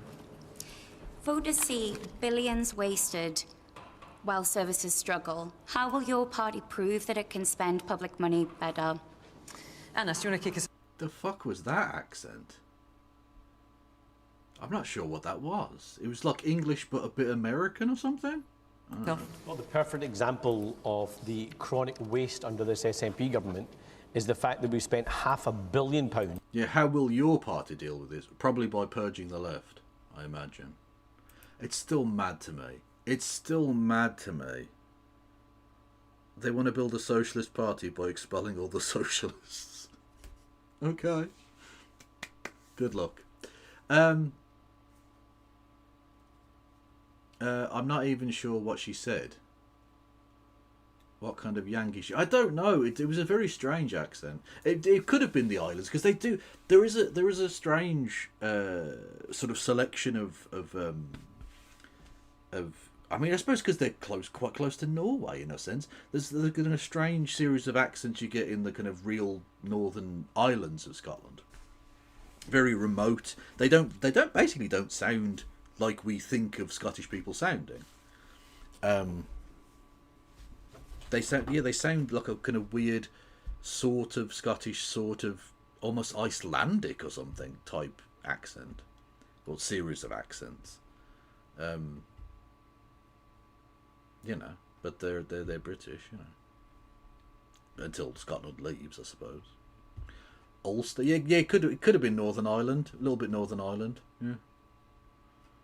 People from Skye sound mental. There are some of the islands up that way are a bit. They sound foreign basically. Look, and I don't think that's a problem. You can sound as fucking foreign as you like. I don't really give a shit, but it does sound a bit weird. But anyway, whatever. Yeah, a bit Viking. Yeah, because basically they are a bit Viking. Yeah. People forget that. Like, Britain thinks of itself as this, like, you know, island thing, because it is an island, but, like, we're really not very far from France, and we're really not very far from Norway, up the top there, you know? There are islands that are basically abutting Norwegian waters. Yeah. You all think we sound Glaswegian? Well, I mean, lots of English people do. I am fully aware that there are a range of accents in Scotland.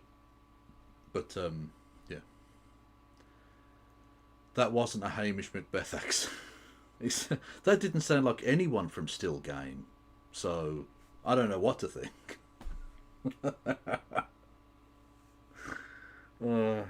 Anyway. On 2 ferries that don't sail and was actually painted on windows as a publicity stunt for a former SNP First Minister. Or indeed another example in my home city of Glasgow, where a £100 million prison is now going to cost £1 billion. So the comment that was made right at the start by the gentleman, that people feel as if they're paying more and more and getting less and less in return, that is a fact under this SNP government. So what are we going to do to fix it? First of all, we have to reform our procurement so we ensure that Scottish contracts go to Scottish companies. Second, we've got to negotiate these contracts better. Sounds like communism. Sounds like you're doing contract communism there, Mr. Sarwar. I don't think Keith will be happy. So we're not wasting money after money. Third, we've got to give power to the islanders so they can make more decisions about their lives, because yes, we think about the economic incompetence, but for islanders it's a loss of access to healthcare, a loss of trade because they can't get goods off the island, and a loss of tourism going onto the island. And fourth, we have to finally get growth into our economy. That means abolishing business rates so we can support our high streets and town centres, our retail and hospitality businesses. It means reforming our planning system so we can get more homes built in this. It basically doesn't matter what this prick says because he's a political irrelevance, who presumably is going to be ousted after the election, right? Like, I presume he'll still be an MSP, but there's no way he survives this, right? Firstly, he's at war with, like, the Westminster Party, which doesn't make sense for a unionist party. And secondly, he'll have led them to the worst position they've ever had in the Scottish, the existence of the Scottish Parliament. So he has to go, right? I don't know who they replace him with. Presumably, given the downfall of the Scottish Labour Party from the likes of Dewar and such to this fucking... But like, if it carries on in that trajectory, presumably they'll elect a cheese sandwich or something. I don't know, but yeah. Country, so people, yes, don't get homeless, but also we create more jobs in the future, and ending that ideological block to clean nuclear energy so we can create the jobs of the future and have tens of billions of pounds of foreign direct investment coming into our country. So if you want to end the waste and respect people's money, we need to get the SNP out of office. They've had 20 years, give me 5, and I will demonstrate that we can make this country work for the great people of Scotland. Russell. Nobody is going to vote for you, Anas. You will not be, I repeat, not ever be the First Minister of Scotland. Except in the land of make-believe. And even then, Anas Sarwar's dream's so small that even in his own fucking dreams, he probably only becomes like Deputy First Minister. Oh, can I carry your papers, please? Well, I think the starting point is to start treating taxpayers' money with respect. There's no such thing as government money. They're just using our money to spend on all sorts of follies. Again, it doesn't matter what this cunt says. Why is he even there?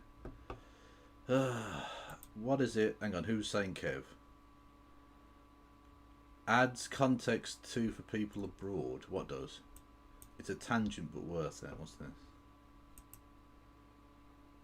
Viking Fire Festival on the Shetland. Okay, it's gone a bit Nazi. I'm just saying. It's gone a bit...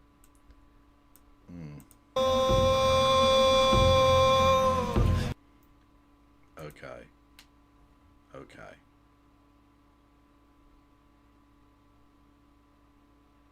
I wouldn't even give Anas a high five, let alone 5 years. True. No, I know it's not Nazi, but like, you see Torchlit Parade and you're thinking, are they going to the library to like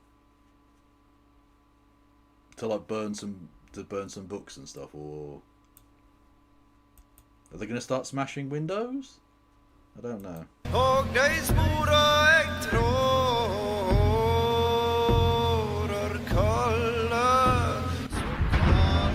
The Vikings are back. Or were scientists wrong all along and Viking culture never really disappeared? It's certainly active and lively here. But these Vikings did not raid the city of Lerwick on the Scottish Shetland Islands. They're celebrating Up Helly Awe. It's a Viking carnival. The UK's northernmost archipelago is famous for its robust Shetland ponies. But life here is tough. Coastal cliffs, the rough sea, and barren land. In the 9th century, Vikings conquered the islands, which were a part of Norway until the 15th century. Make Shetland Norway again. To this day, Scandinavian culture is... Then they could actually benefit from their own fucking oil. ...is omnipresent, especially at the Viking festival Up Helly Awe. Once a year, about 1,000 men from Lerwick dress up as Vikings and roam through town. Women aren't allowed to participate, but still play an important role.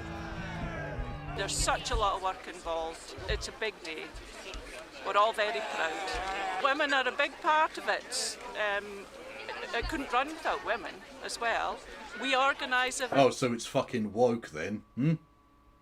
And there's a lot behind the scenes that the men couldn't do without us. So don't worry about women not being involved. The center of it. Papa Flo is correct. The Shetland pony is absolutely the most friend-shaped of the horses. And all horses are kind of friend-shaped, but the Shetland pony. Like the teacup piglet of the horse world. Attention is the Viking chief, known as Geyser Jarl. This year, Liam Summers plays this role. It's very important. It's one of the biggest days of the year. It's just He's got the fucking beard for it, the lad. He looks Nordic as fuck. Celebrating who we are, our own uniqueness. This guy looks like... I tell you what he looks like. He looks like a Norwegian entrant to the World's Strongest Man from 1996. That's what he looks like. Our own ability to put on a good fun for ourselves and have a good time. The participants of the chief's entourage, known as Jarl Squad, are determined by a committee 14 years in advance. That's how long the 60 men can prepare for their performance. These handmade armors are worth several thousand euros. Whoa. Very, very happy and very proud. I know you see white people with beards. It's not me. Leave me alone. At them, they look absolutely fantastic. And so the Nordic men spend a whole day moving from one appointment to the next. Everywhere they go, they're celebrated and celebrate themselves, like here at the Lerwick Shetland Museum. The festival's origins probably lie in the 19th century. Back then, many Christmas and New Year's celebrations ended in riots, much to the dismay of older inhabitants. Therefore, they came up with a festival to be held at the end of January. The Viking theme came into being over time. Today, there's a strict choreography. The actual highlight of the Up Helly Awe begins after sunset, when all the streetlights in Lerwick are turned off. A torchlight procession marches through the town, led by the Viking chief, who's carried in a self-made longboat. At the end, the boat is set on fire. Construction of the ship took 6 months, and after a few minutes, it's engulfed in flames. But the Jarl Squad's mission isn't over yet. Yes, well, we start going around the halls about 9:30. So we've got 11 halls to go around. And we'll finish about 7 in the morning. Even if it takes all night, these men will enjoy every second as they've waited for this special day for years.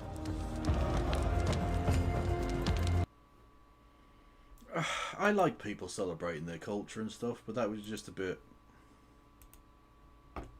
Okay.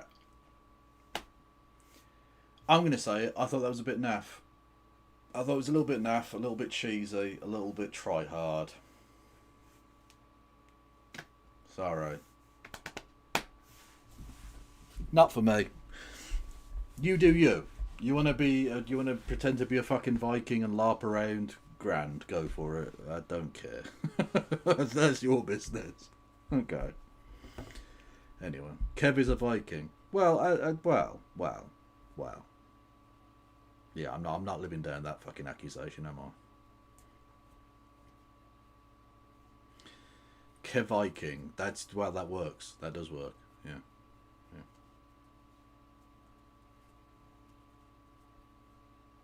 Also, Viking, as why would a historian pointed out, Viking isn't the name of the people. Viking became a sort of culture of its own, I suppose, certainly amongst warriors from Norse groupings. But Viking literally means like a raider or a kind of a thief, basically. And it's not a word they would have used to describe themselves, ever. They were Norse or Danes, depending. It's got nothing on cheese roll. True, the cheese rolling is the shit. Yeah.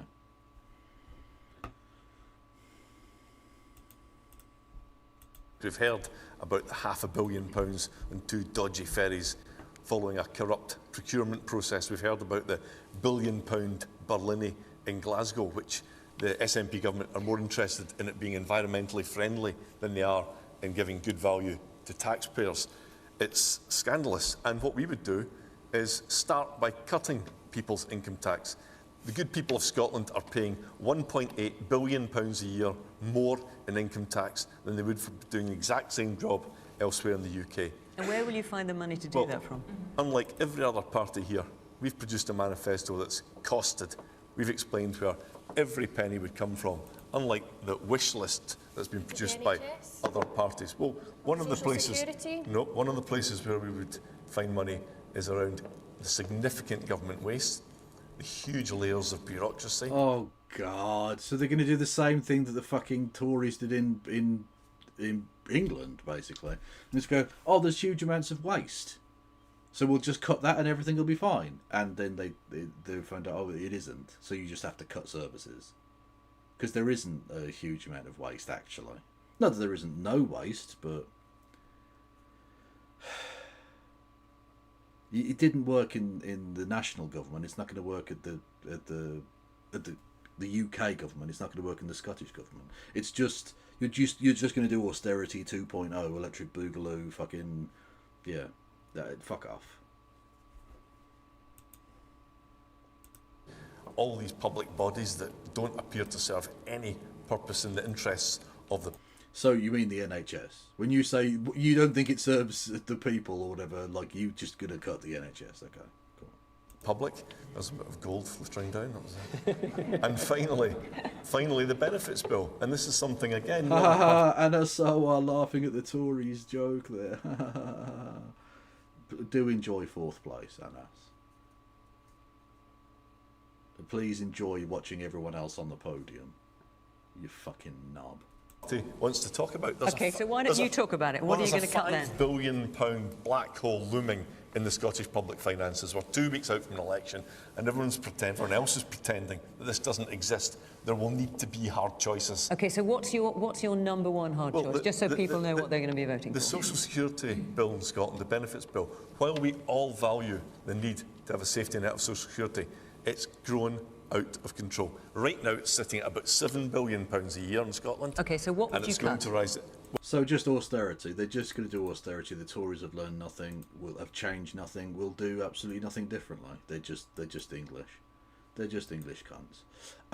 Thank you, Fuzzmoz, with 100 bits. Much love to you. I wouldn't. Yeah, I already read that one. I wouldn't give Anas a high five, which is fair. And thank you, Miss Hire, for resubscribing. 51 months with Prime. Mental. Love you. Don't forget, you can give me money in the way in which you already know you can. Bits and subs and super chats and all that shite. The Tories supported the Trust mini budget. Of course they did. They all did. Because that's the thing, right? The Tories don't give two fucks about reality. They have ideology and a lust for power. This Trust mini budget was their wet dream. It was the conservatoid, fucking libertarian wet dream thing. And it crashed the economy instantly. And you know what they learned from that? Nothing. Literally nothing. Because they do it all over again in a heartbeat. That's why Farage said it was the first conservative, truly conservative budget since 1985 or whatever. And it crashed the economy. Because that's what conservatives do. What is this? This is the third time on national TV you called me a racist. This Where does, do you want this my does children not to go? square with you coming up to me at the start of this campaign, bouncing up to me in Paisley Town Hall and saying we need to work together, Reform and Labour, to remove the SNP. Utter nonsense. Nonsense. To remove the SNP. Utter nonsense.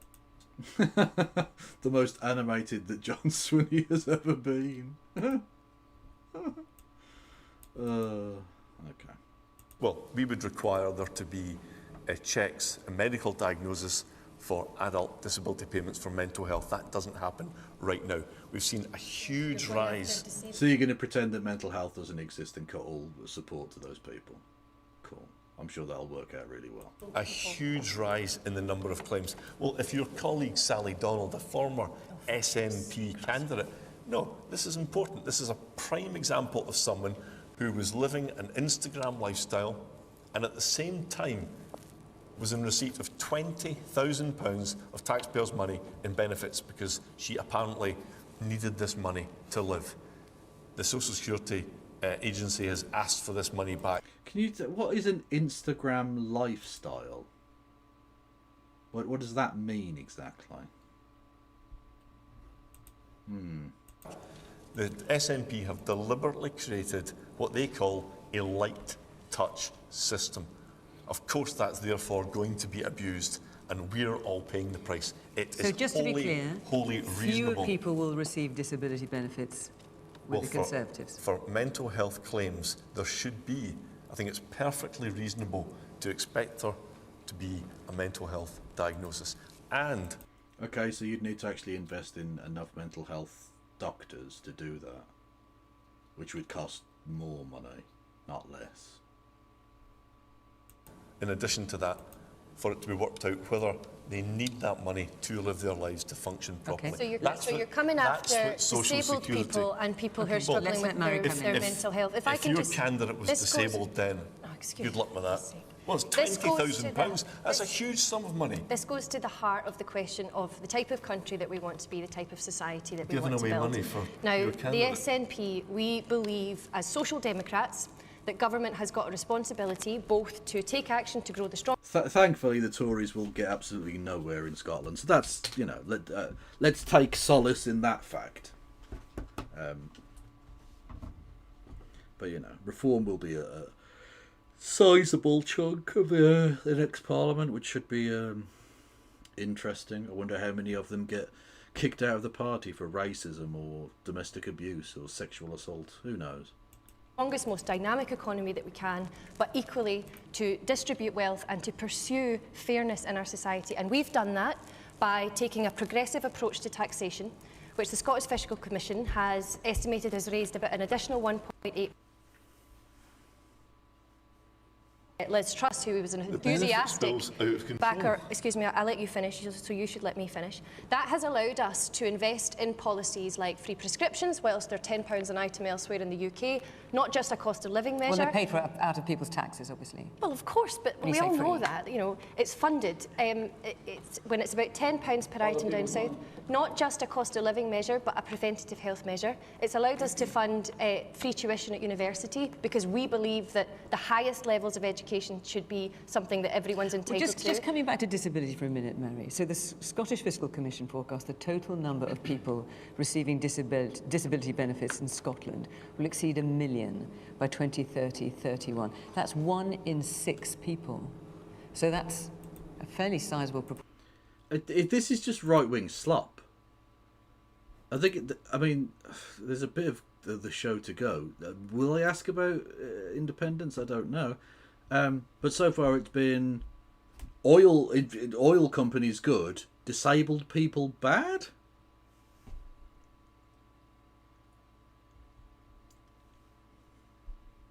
You know what? When the Tories have done institutional capture on the BBC, obviously. When the Tories / Reform, whoever, shut down the BBC, or like, you know, sell it off or whatever, BBC News and Current Affairs team will have had a lot to do with that. They really will. You decided to jump into bed with the Tories, or the Tory ideology, as well as doing a cheeky bit of Zionism as well, naturally. And your comeuppance will come. Portion of our audience just looking at you. There's about 105, 110 of you here. Are you happy with that? Well, look, can I say that... If Are you happy with that? Am I happy? 1 in 6 being supported by the We government. had, just prior to Parliament closing, we had a disability takeover of our cabinet, where disabled persons organisations came in to speak to government ministers, and one of the strongest messages that they had to us was that the support that's provided as a safety net in our society allows us not just to live our lives in the way that everybody else who isn't burdened with a disability gets up in the morning and is able to live, but it also allows us to contribute to the economy. And this is where there is a false dichotomy, because an investment in social security is an investment in our people, not just relieving, for example, children from the pain of poverty, but actually allowing them to grow up, contribute to our economy, and saving money in the end on health and justice and other interventions. It's an economic measure as well as a social one. Man in the yellow sweater, yes. Yes, just going back to the point about the mental health. Yeah, ironically, that Tory cunt interrupting her was more sexist than the thing he didn't say earlier that she called him sexist for. Look, if she'd stopped it and go, you keep interrupting me, are you going to talk over a woman all fucking night? Because you think you just have the right to talk over me like that? You fucking piece of shit. I think that would have been reasonable. I don't know. Yeah. Good night, Phil.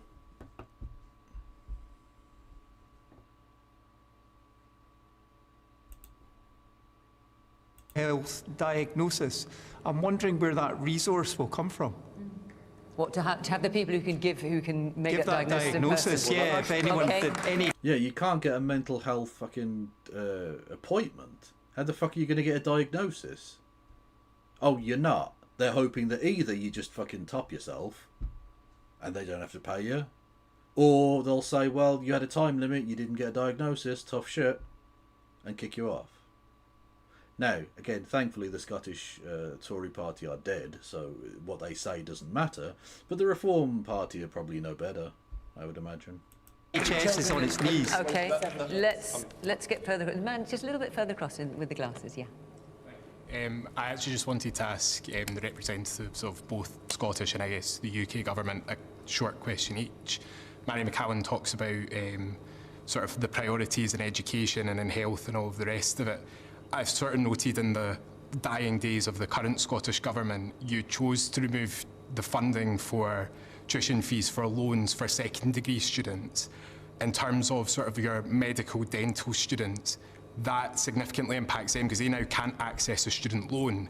Do you think the priorities are right in terms of benefits versus that?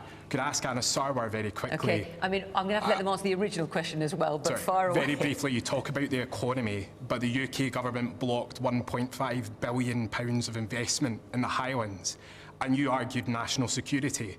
You were quite lax with national security when it came to Peter Mandelson, so I'm wondering how that balanced. Right. Oh, he's getting fucking yum posting on Maine. Let's watch him squirm, Max. And you're talking about a wind farm, I believe. Yes, I am. Okay, let's have the man here in the patterned shirt in the front, in the middle. Oh, hang on, I haven't got the microphone, but we can come to you, and then let me come to you, and then I'll come to you. So, yes. So it's been mentioned twice, the additional income that's been generated through taxes, the £1.8 billion. The IFS report recently pointed out the fact that about 40% of that was actually never recovered due to new changes in the way that people legally avoid paying that tax through additional pension contributions, etc. So actually the 1.8 is approximately 1 billion. And the gap between the income that's coming in through additional taxes and the outgoings in the country is getting bigger. So the gap is getting bigger and bigger. How are we going to afford that as a country as things go forward? Okay, let me just hear one last, because you wanted to come in. Why is your solution to income tax to go after those collecting disability checks instead of taxing the millionaires and billionaires who bleed this country dry and fight against the working class? Okay. Very briefly, I want to come on to that. Taxes in this country, as the gentleman identifies, are sky high and they're not effective. The SNP think they can keep turning the screw on working people and that the benefits bill can keep growing exponentially. Okay. Oh, a twat in chat. Good to see. It's unaffordable. On benefits that are in work already, Absolutely. Russell, and you're why don't you hold some of your millionaire pals to account to actually make work pay, rather than having people relying on benefits to top up their wages because their wages aren't enough to cover their cost of living? We believe in a benefit system that's fair for people. Those who need the help genuinely should get it, not candidates. Right, but you don't think that anyone actually deserves it. So you're just lying. Like Sally Donald, for example. Can I just hang on, I just have to say this. For legal reasons, I'm sure you all understand that Sally Donald has strenuously denied alleged benefits fraud. I just need to put that there. That's something that I have to make clear. Jean, I'll come to you. Malcolm, let me come to you. How will your party prove you can spend public money better? I mean, what you want to do is obviously cut taxes, but the IFS says your rationale behind cutting taxes and the money that might then generate in the economy is just a mirage. So we've actually just had the more like a Farage. Cunt. 25th anniversary of devolution. It's quite always a good time to look at it as a sort of silver jubilee. How's it gone? What's going well? What's not gone so well? and in that time, we've had Labour and SNP governments. In that 25 years, when we started out on this journey, the state spending in Scotland was 43% of the economy. Today, it's 55% of the... Rookie numbers, we can get that up past 80%. Let's fucking go. The Bolivarian Revolution for Scotland. Let's fucking go. Economy. So what we've had is an exercise of politicians spending other people's money, spending your money. And the exam question is, for all that extra spending, have we got better hospitals? Have we got better schools? Have we got better roads? Better economy? If the answer to that is, it says that the answer to every question or every problem is not always to spend money. Well, we've got now, here's the thing. Hang on, let him answer. Hang on, mate. Let him have his turn. The economy is flatlining. Our economy grows at less than 1%. Because of Brexit, it's embarrassing. It's embarrassing. We let you speak. You've now got to let others speak. We need to grow the economy at 2 to 3%. We need to grow the economy. What is the economy? The economy. God almighty. Even by the standards of fucking Question Time, this one's bad. She let the Tory... fucking interrupt her a dozen times without chastising him. But he can just lie and she doesn't get to respond. And she cuts him off straight away.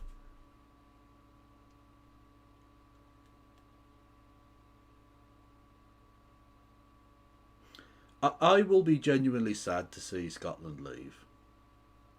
The same goes for Wales, by the way. When they eventually do. Because for me, the Scottish people and the Welsh people will always be kindred spirits to me. I will always think of them as brethren.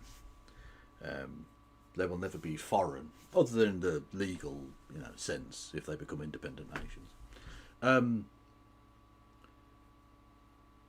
But the Scottish people need to go on their own path, I think.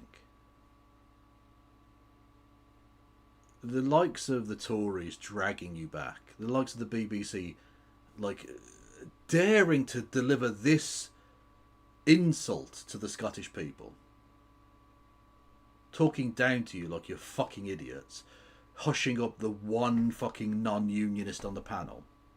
Oh, well, technically the Greens are as well, but you know what I mean, the largest of the non-unionist parties.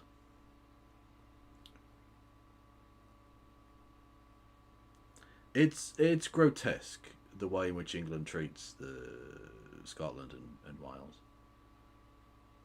But to piss off the unionists, if nothing else, it would really annoy Rangers fans, and that honestly, that's enough for me in of itself. To piss off the Huns, it would be delicious in of itself, but to annoy cunts like this, and the BBC for fucking daring to deliver this fucking awful insult. Yeah, that, you know what, Scotland, you do need to become independent, 100%. Will you be sad to see a united Ireland? No. If I ever live to see a united Ireland, I will be overjoyed.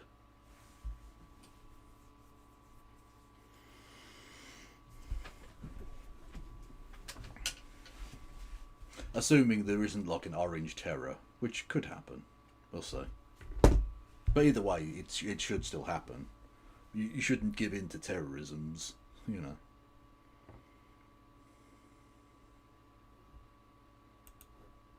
The economy is you. The economy is people who work. And you're being taxed so high, you're now not... Unlike you, who was an equity trader, that's not work. You've never worked a day in your fucking life, mate. You're in the House of Lords, the least worky workplace ever. Bothering you, what other workplace can you be on camera asleep and still get paid? Well, I suppose if you're doing one of those sleep streams on Twitch, that does happen. But apart from that, where it's specifically that like it's advertised as this person is asleep.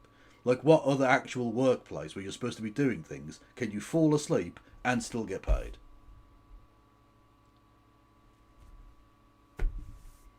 But he wants to tell everyone about hard work. Thanks, mate. Yeah. Cool. A doctor on overnight cover. Well, they're not really on camera. They're just asleep and can be woken up. That's fine. Firemen, again, ditto, I think. Because they're not supposed to be doing anything. They're not supposed to be like... Well, they're not. They can be awake, I suppose. But like, it's probably best if they're asleep and then you can wake them up. It's difficult, I think, to follow. It's difficult to follow a political debate if you're snoring.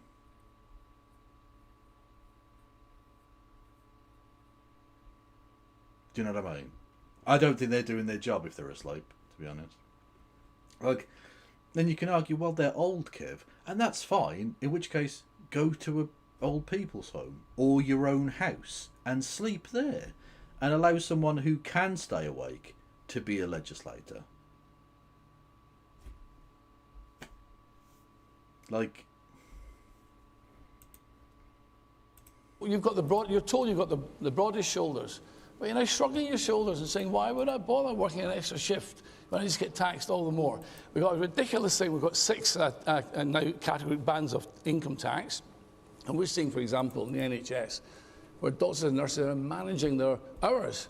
They don't want to get tripped up and pulled into higher tax bands. And then they also have marginal tax reduces. So what we're going to do is simplify all this.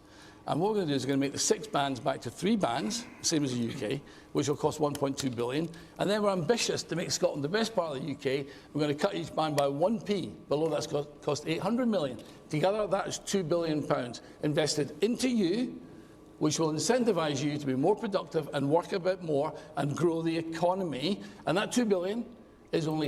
How did all of these cuts work out when Theresa May tried it? Did things go super well when she did the big tax cuts thing? I forget. Much like I forget that she was ever Prime Minister, because she was there so briefly. Did murder the Queen though, so I'm on that. There's a sizable group of Rangers independents. Oh, well, I assume there probably are Ranger supporters who support independence, but let's be honest. If we were to take a poll of your average Rangers fan, they're probably very, very anti-independence. Because they're like unionist, British, flag-waving, flag-shagging garbage, you know? Like, there's a reason that the BNP only ever fucking went outside one stadium in the whole of Britain. And it was Ibrox.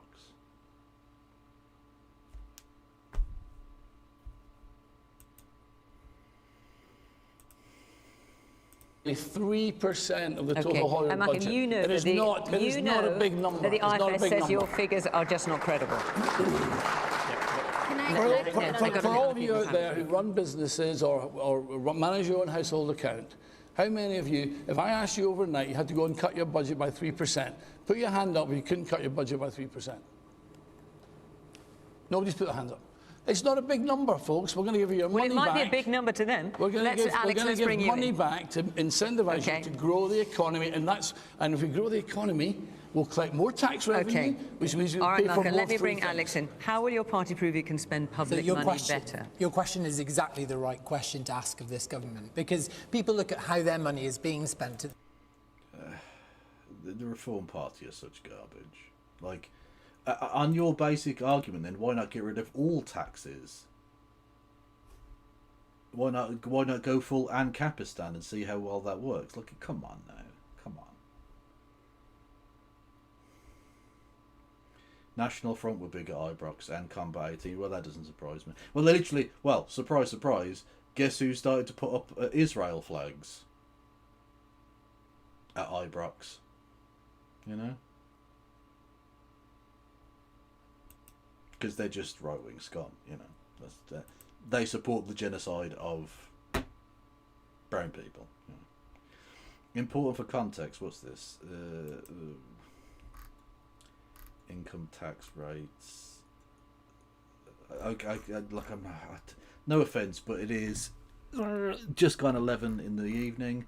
I don't want to get into fucking different bands of tax and stuff. Like, yeah, I mean, I assume the Reform guy's just lying as of course. Like, yeah, because he probably is lying, because they lie all the fucking time. I also presume he's probably very racist. You know. The SNP government, they see incompetence and failure demand. Incompetence. In the ferries, Anas is right to say, if you're living in Argyll and Bute Council area right now, you've had the Easter holiday getaway season absolutely ruined, disruption to almost every Scottish island. We need to be paying compensation to island communities and coastal communities right now. But failure demand, biggest failure demand you can point at is right now in our NHS, the crisis in our NHS. On any given night, there are 2,000 Scots well enough to go home, but too frail to do so without a social care package to receive them to their own home or a care bed in a local care home. Last week, I went to meet Margaret McGill in the North Highlands. She'd been in hospital for 19 Oh, don't do this. Don't do this fucking American style, like, oh, I met a plumber in, you know, wherever. Fucking, what was his name? Joe the Plumber. Do you remember him from way back in the day? Like, oh, I met a hard-working nurse in Wyoming, and they said blah blah blah. Look, stop it, fucking stop it. Yeah, look, I'm sure like there are people that existed. Maybe he did meet such a person. I don't fucking know.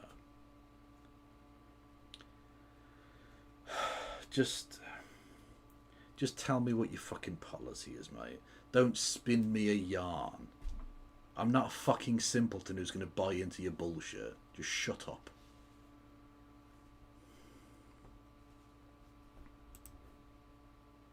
for 16 months, a year beyond the point at which her doctors told her she was fit enough to go home. Her home had been adapted, but there were no care workers. Is Joe the Plumber dead? What? Wasn't he a right-wing wanker? I can't remember. Servicing the village around where she lived to receive her. That stay in hospital cost your taxpayer purse £200,000.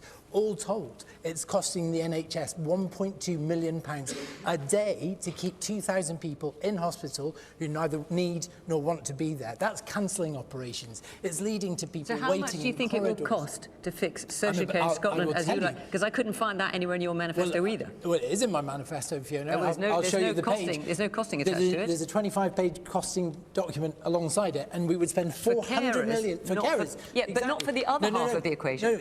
But you know how you pay for that? 5p back tax.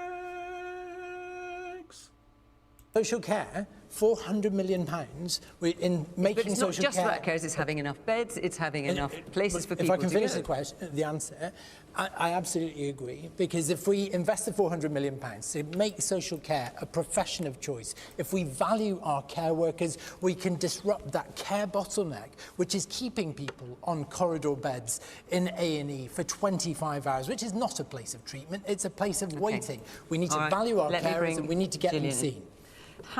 Gillian, the Green Manifesto is the longest one out.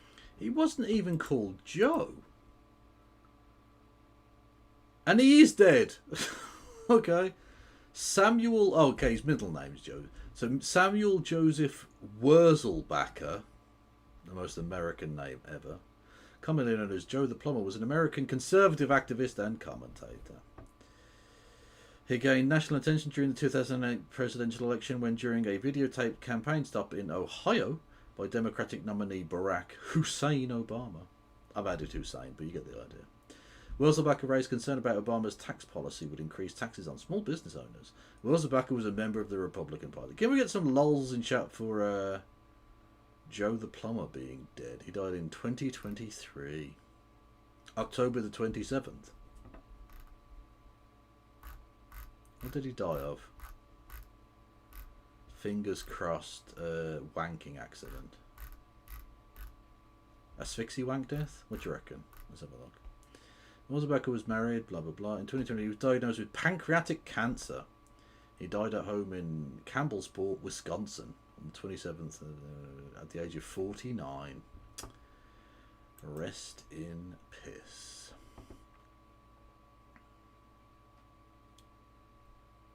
You have no idea who Joe the Plumber is? Well, you know what? You missed out on nothing. He was a thing back in the day. He was briefly a controversial thing during a presidential election. Doesn't matter. Thank you, Story Girl, with 19 months. Watch it, give howdy chat. Whose bones are getting fingered today? Everyone's. I don't know. Someone. Everyone. No one. What? Out of everybody's, as far as well, you certainly got the most We've pledges. got lots of ideas. You've got, I mean, it's 300 odd. I mean, according to the IFS, it is a bonanza of offerings with very little about how you'd pay for it. So how can you convince our question that you would spend public money wisely? There are several pages on how we raise more money, and I think we've done some good work in the last session about how we make sure that those who earn the most pay their fair share, but actually what we need to do now is shift that focus towards wealth. The top 2% in Scotland have more than 50% of the rest of the population. So actually making sure that we tax that wealth fairly to fund public services, but also making sure we do things like tax those companies with out-of-town distribution centres like Amazon, putting that money straight back into high streets to support those local businesses that aren't just businesses, they're parts of the community and they serve as part of the social fabric as well. One of the things we absolutely have to do for local authorities in particular is scrap and replace the council tax. It's no longer doing what it should, it's hugely regressive, and we need to put in something that is fairer for everyone, but also make sure that we deliver that money to local authorities to make sure that they have that money to spend on the local pools, whatever other services that is that needs that support. But it's quite rich to hear from two people on this panel whose parties, when they were in them, was responsible for wrecking the economy and where we are with the hyperinflation under Liz Truss. And would now like to make you think that we can just cut the public service to fit what it is we want to do. Any form of efficiency that we see from anyone shouldn't be a cover for austerity. Okay. These are people's jobs. And that's precisely what it would be, because that's what the Tories do. Scum.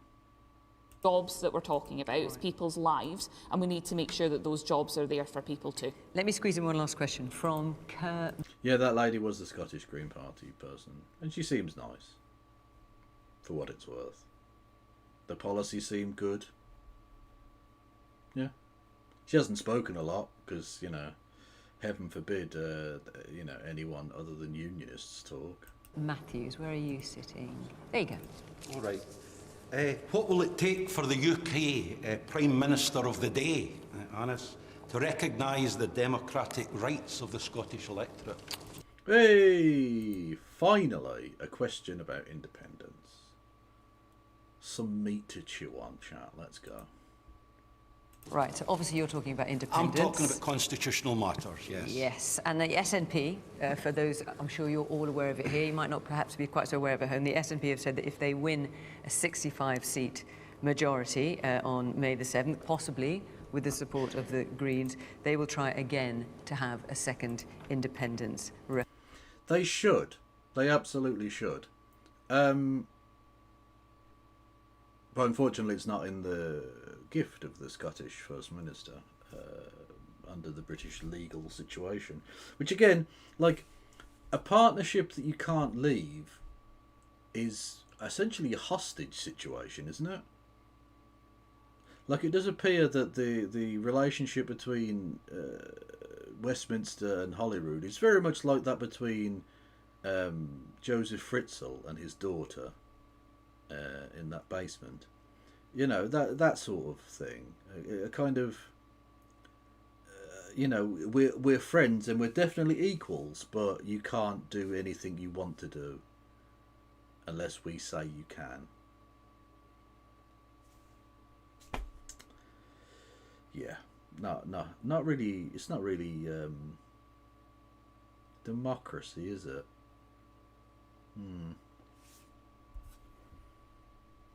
Referendum. Anas. First of all, John Swinney might want to be arrogant enough to say that this election's already done. He's wrong. The people that will decide this election are the good people of this country, and they vote on May the 7th.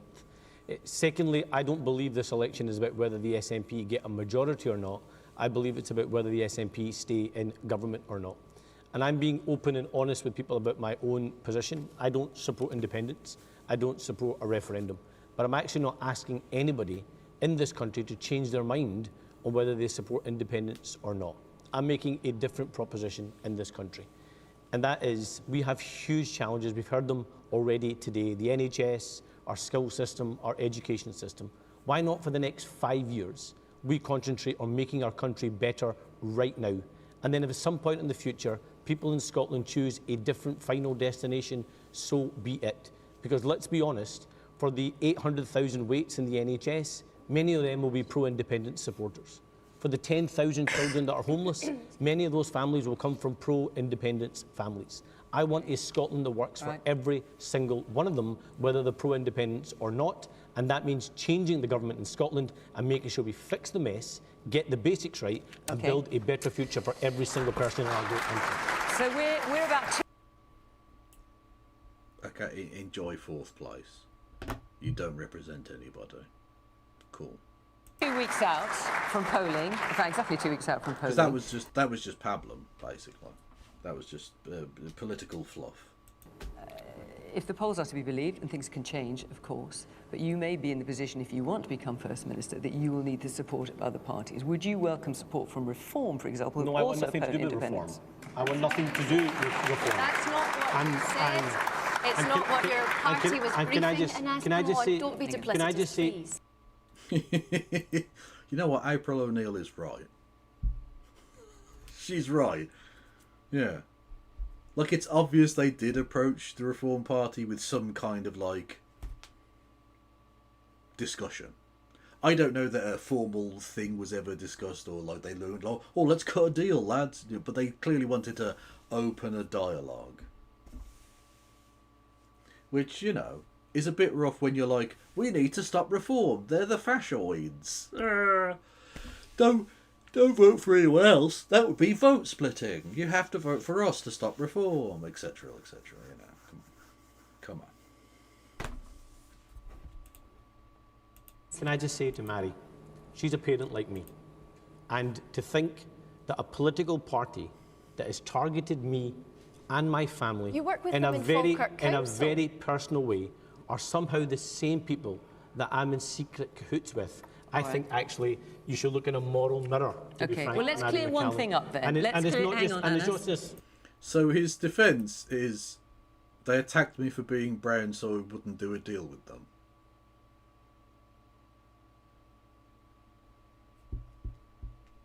I mean, don't get me wrong, that seems like a perfectly reasonable position in its own way.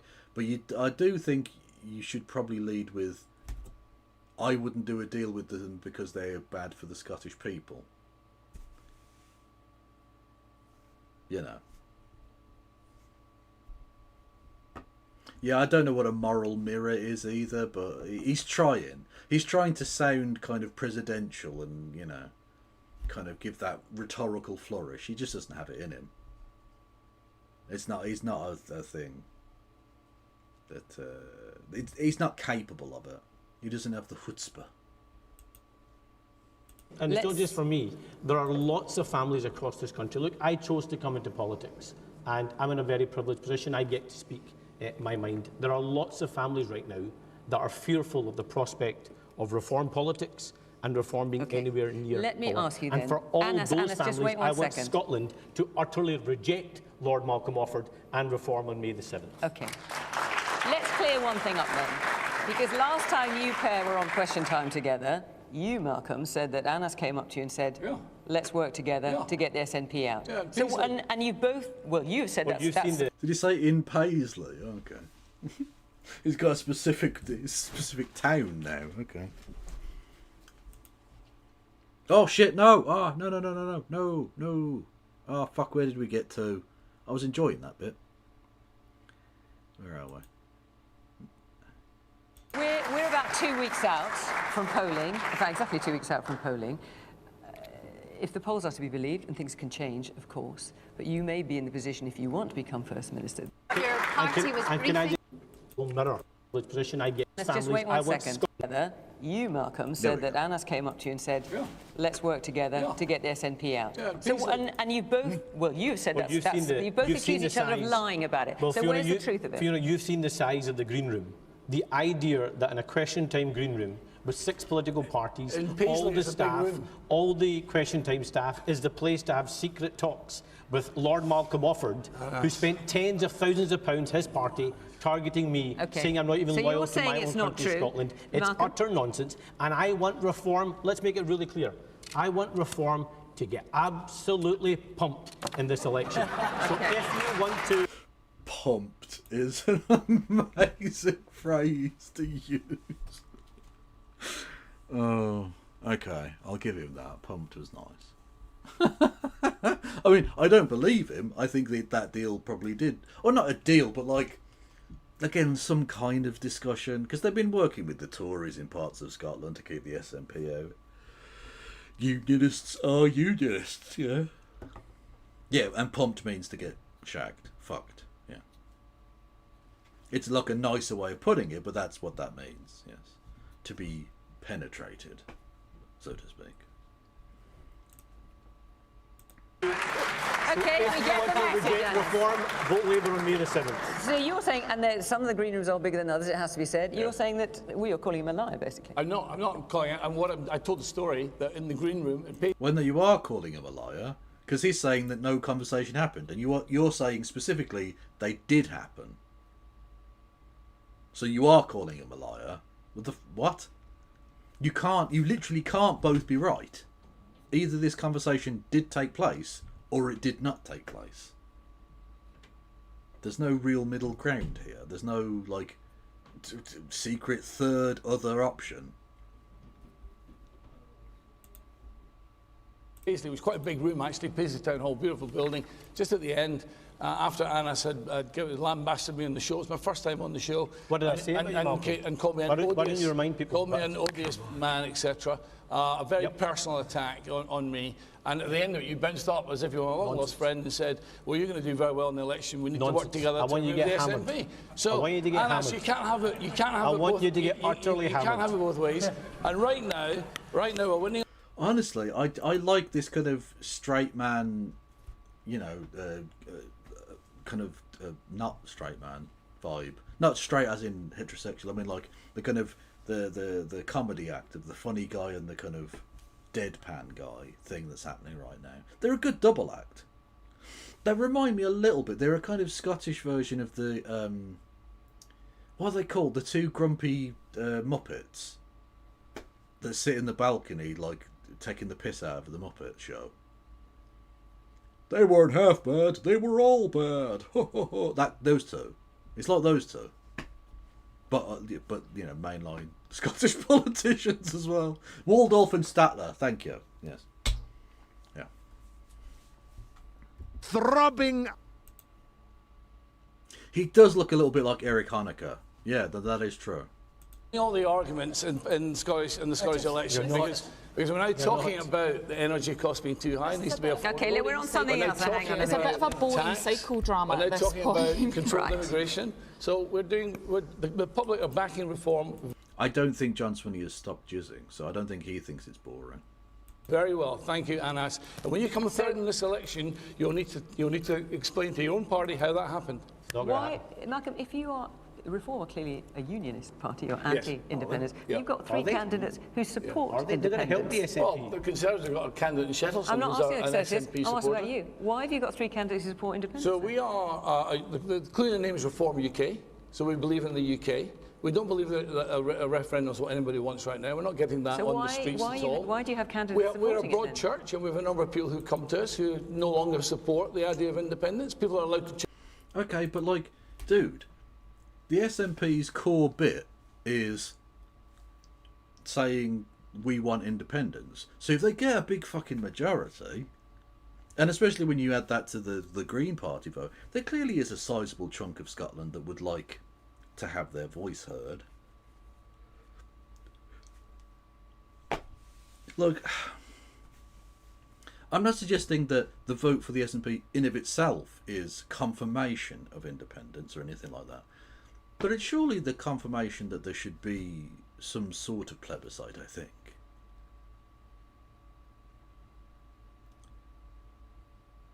Otherwise, again, it's not really democracy. Because it's not like this is a minor part of the SNP's platform. The SNP are known as, you know, the unionist party. Now, the Greens are unionist as well. But look, in terms of those that are big enough to potentially form the majority of a parliament, they are the unionist party. So if they get a big fucking stunking vote and, you know, a majority or close to it, surely that's enough to say that that should happen, I think. But, you know, whatever. London knows best. It's almost like Westminster's trying to drive a wedge between Scotland and Westminster. And they're doing so very effectively. By, like, you know, talking down to them. No, you can't have a referendum. Naughty boy. Sit down in the corner. Change their minds. That's part You've of got a three journey. candidates who do support Out of 73, what's wrong? What's the problem with 3 out of 73? Because it's a key policy for reform. That's the problem. We don't advocate breaking up the United Kingdom. Except they do, obviously. They have said on record they do not believe in that. They've come to our party because they want to make Scotland the most successful part of the UK. And that's what we're going to do in the next 10 years. I'm afraid we have not got much time left, but I need to get round all you. Gillian, obviously independence is something you want to see. Yes, and we've said repeatedly that a pro-independence majority of any parties in the Scottish Parliament should be that trigger for a referendum. I voted no in 2014. I'd really like to redeem myself and make sure that we do have that referendum this time round. Many of us were taken in and believed the parties that were around this table. Honestly, Gordon Brown did many bad things, including, of course, you know, funding the Iraq War and such as Chancellor of the Exchequer. But the bullshit he pulled to save David Cameron's skin during that referendum, in the last couple of weeks, going up there and lying to the Scottish public about how there was going to be increased devolution powers, and that there would be a white paper published in a time frame that has never happened in the history of the British Parliament. Total fabric of lies. Utter bullshit. He sold his nation down the river so that David Cameron's skin could be saved. Ironically, you could say he'd saved his bacon, but David Cameron and bacon are... it's an unfortunate history. We don't need to go into that right now.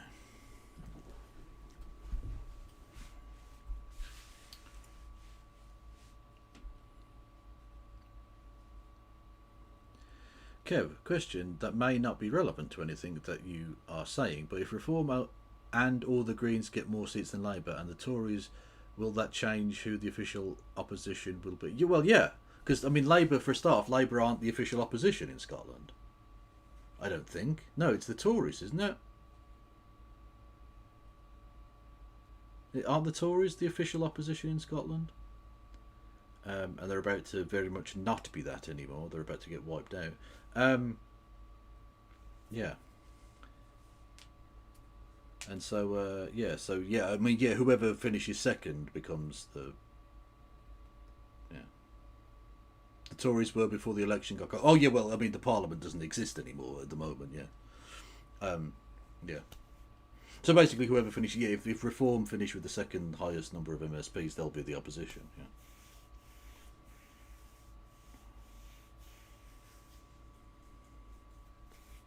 I was meaning more in the UK after May. Oh, do you mean at Westminster? No. The what happens at the Holyrood elections doesn't affect the Westminster, the makeup of the Westminster Parliament at all. No, there are no, unless there's a by-election that I've forgotten, which I don't think there is. There's no seats at Westminster up on May the 7th. It's local elections, which doesn't directly affect. Obviously, it affects the political discussion and the polling and all the rest of it, but it doesn't actually affect the who is an MP or who is the opposition or anything. No. About what it was that they said. Fear drives a lot of people, and actually what we need to do is build that hopeful, progressive, independent Scotland and make sure that we can show people actually how much better it would be if we take decisions closer to ourselves, and if we can then devolve some of the decisions that we take at Holyrood to local authorities, to put them closer to closer to the people and make sure that they're taken democratically and locally. Which is not what you think, Alex. Well, no, it's not. Listen, Fiona, I mean, there are young people who will be casting their first ever vote in a democratic election on May the 7th who have only known this discussion, this division and this debate. Now, I understand and I respect the people who have a different view to me on the Constitution. I absolutely get that. But I think that Scotland's got so much going for it right now that we just need to flex the muscles of our nation's parliament, which I don't think the SNP has done in the last 19 years. No wonder people are... Jesus Christ, as if the Liberal Democrats are going to ever go at anyone else about flexing muscles.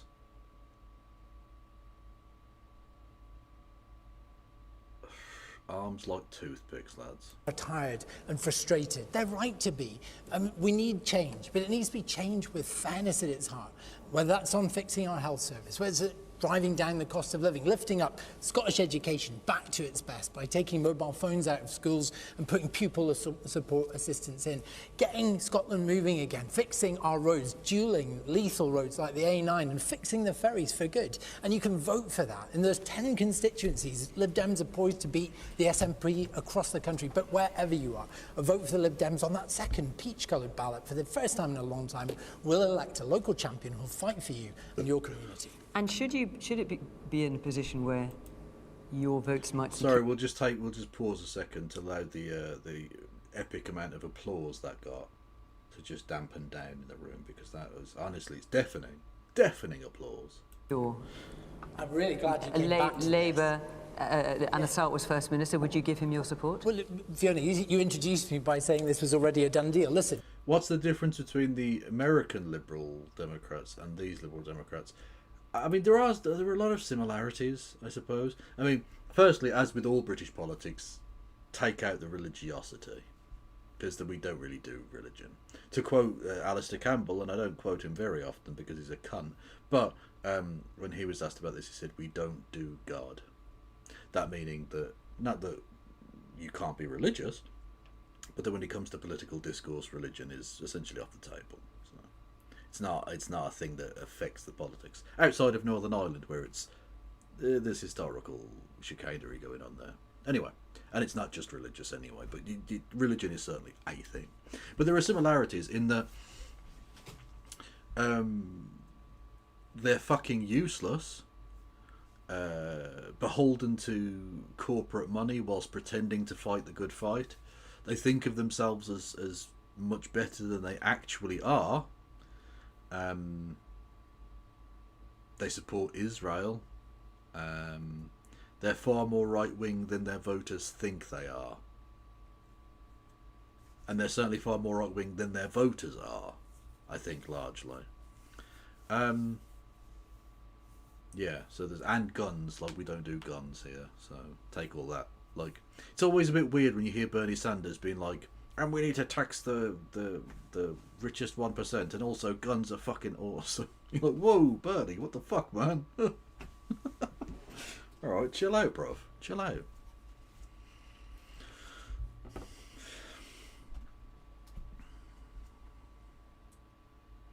We have loads of guns in Scotland. Well, guns exist, but like it's not...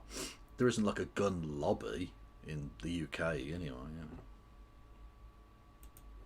And also, you don't have guns like America has guns. People aren't going into the supermarket wearing a fucking, like a big, you know, AK-47 on their back or whatever. Actually, I don't know, AK-47 is probably the wrong gun. I don't know about guns. But you know what I mean, like they go into fucking, like, into Target or Walmart with a big fucking massive gun on the back. And you're like, what the fuck are you doing? Well, you need to be strapped to go and buy some fucking bread. What the fuck are you doing?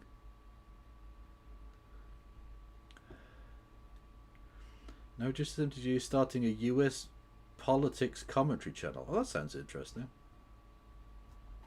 Good stuff.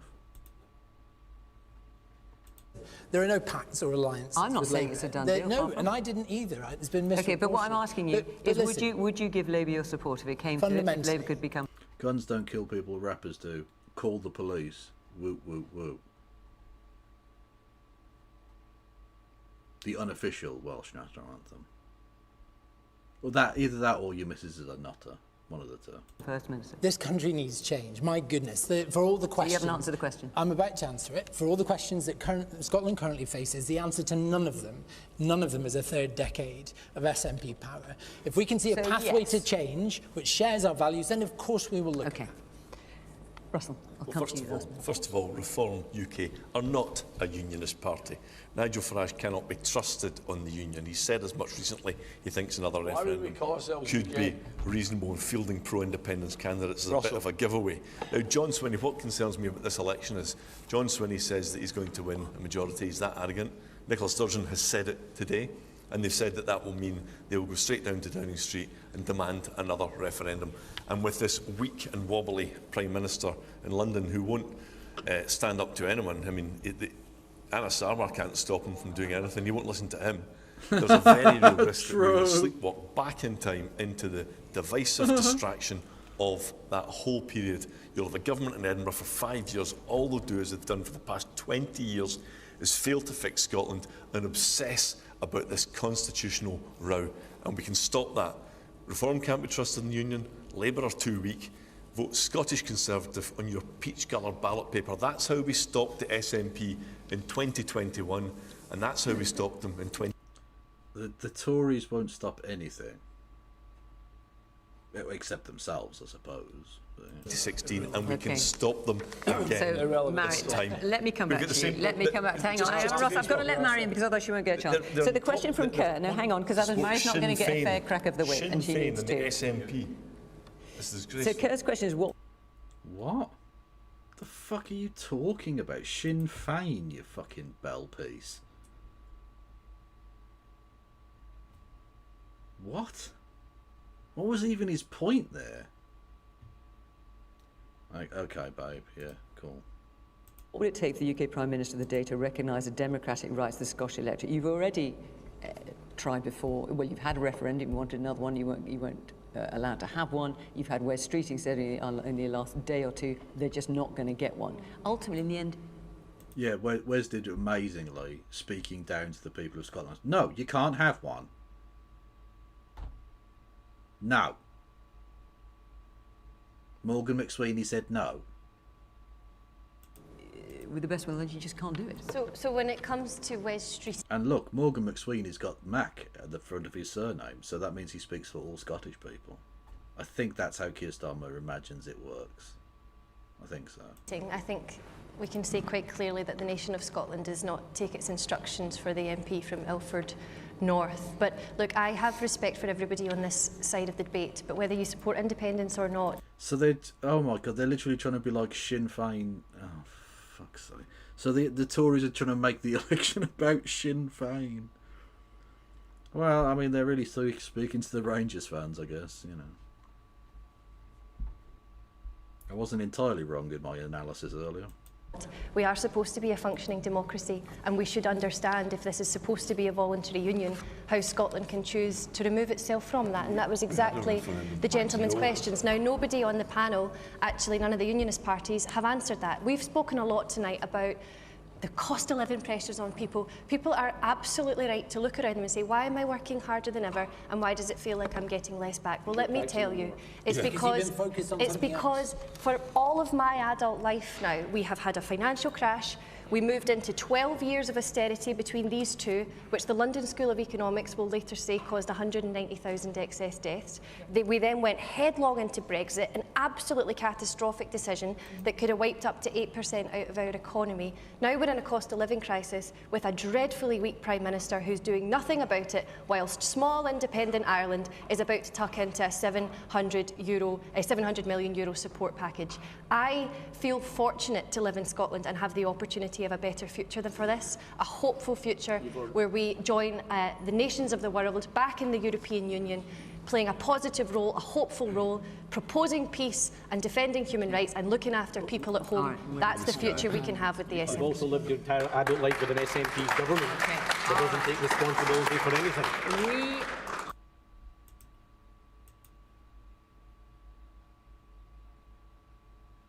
I'm just going to say this, Aberdeen.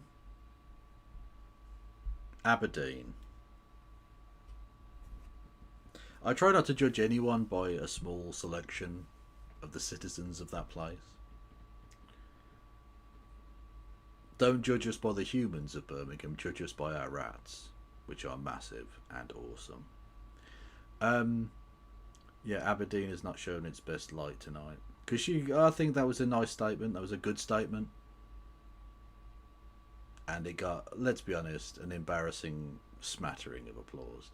This was a unionist ambush. Perhaps perhaps John Swinney, different person, was right to avoid it. Which is a bit of a shame that he then sent someone else to be the fall guy, but someone has to be there, you know. It's like every week when they have the show and it's like not based about in Scotland or Wales or whatever, and they talk about like, you know, whatever policy or whatever, you know, from the whatever scandal has hit the government, and you think, which poor bastard have they sent out to polish the turd this week? Which poor fucker's gonna have to pretend that Keir Starmer is in control of anything? So someone had to be the fall guy, I guess, to go into the bear's pit. And I think she did pretty well, actually. Apart from that weird bit with the sexism. That was... I don't think it really played... I don't think it's going to make any difference, but, like, it was still a bit... Yeah, a bit cringe. But other than that, I thought she did well. I thought when the Green woman was actually asked to speak, I thought she spoke relatively well. I thought she was okay. And I genuinely hope that both the Greens and SNP get a thumping vote and deliver a massive majority between them, or just the SNP on their own, whatever. And that Westminster and the major parties are forced to eat some fucking humble pie. I don't think Keir Starmer's going to give them a independence referendum because he's, what's the technical term? A cunt. A big old cunt. Oh dear, I seem to have spotted a cunt! Yeah, that. Anyway, but even so, yeah, the BBC should be ashamed of themselves. The BBC should be fucking ashamed of themselves that they put on that absolute shit show. What a fucking disgrace. And our licence fee has to go to pay for that shit. God almighty. What a load of fucking rubbish. Anyway, right, let's purify ourselves, I think. I'll try and get my camera fucking set up properly next time, maybe, I don't know. And yeah, I'll who shall I raid into? I don't think the stream dropped today, did it? I think we went all the way through. Did we have any drops? I didn't see anything, which is the first time in a while because it's been bad for some reason. Yeah. No, yes. Thank you. I can't give a duck for that very decisive series of answers. Okay, cool. Oh, we had some mic drops, absolutely. Anyway, right.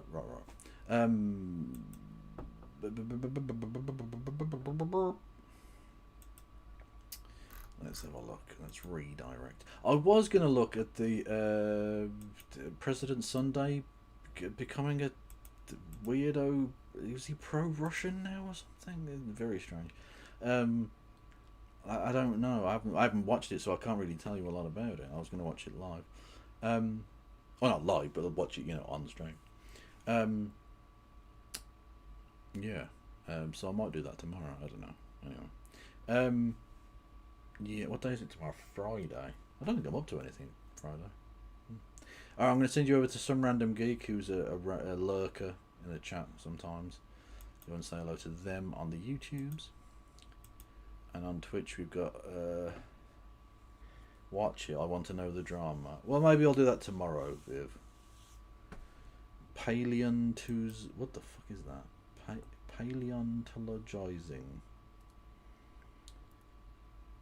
It's about paleontology. What? I'm not going to send my fucking politics people into dinosaur bones. Like the House of Lords. Oh! Oh! The fuck am I doing? Let's see who's going.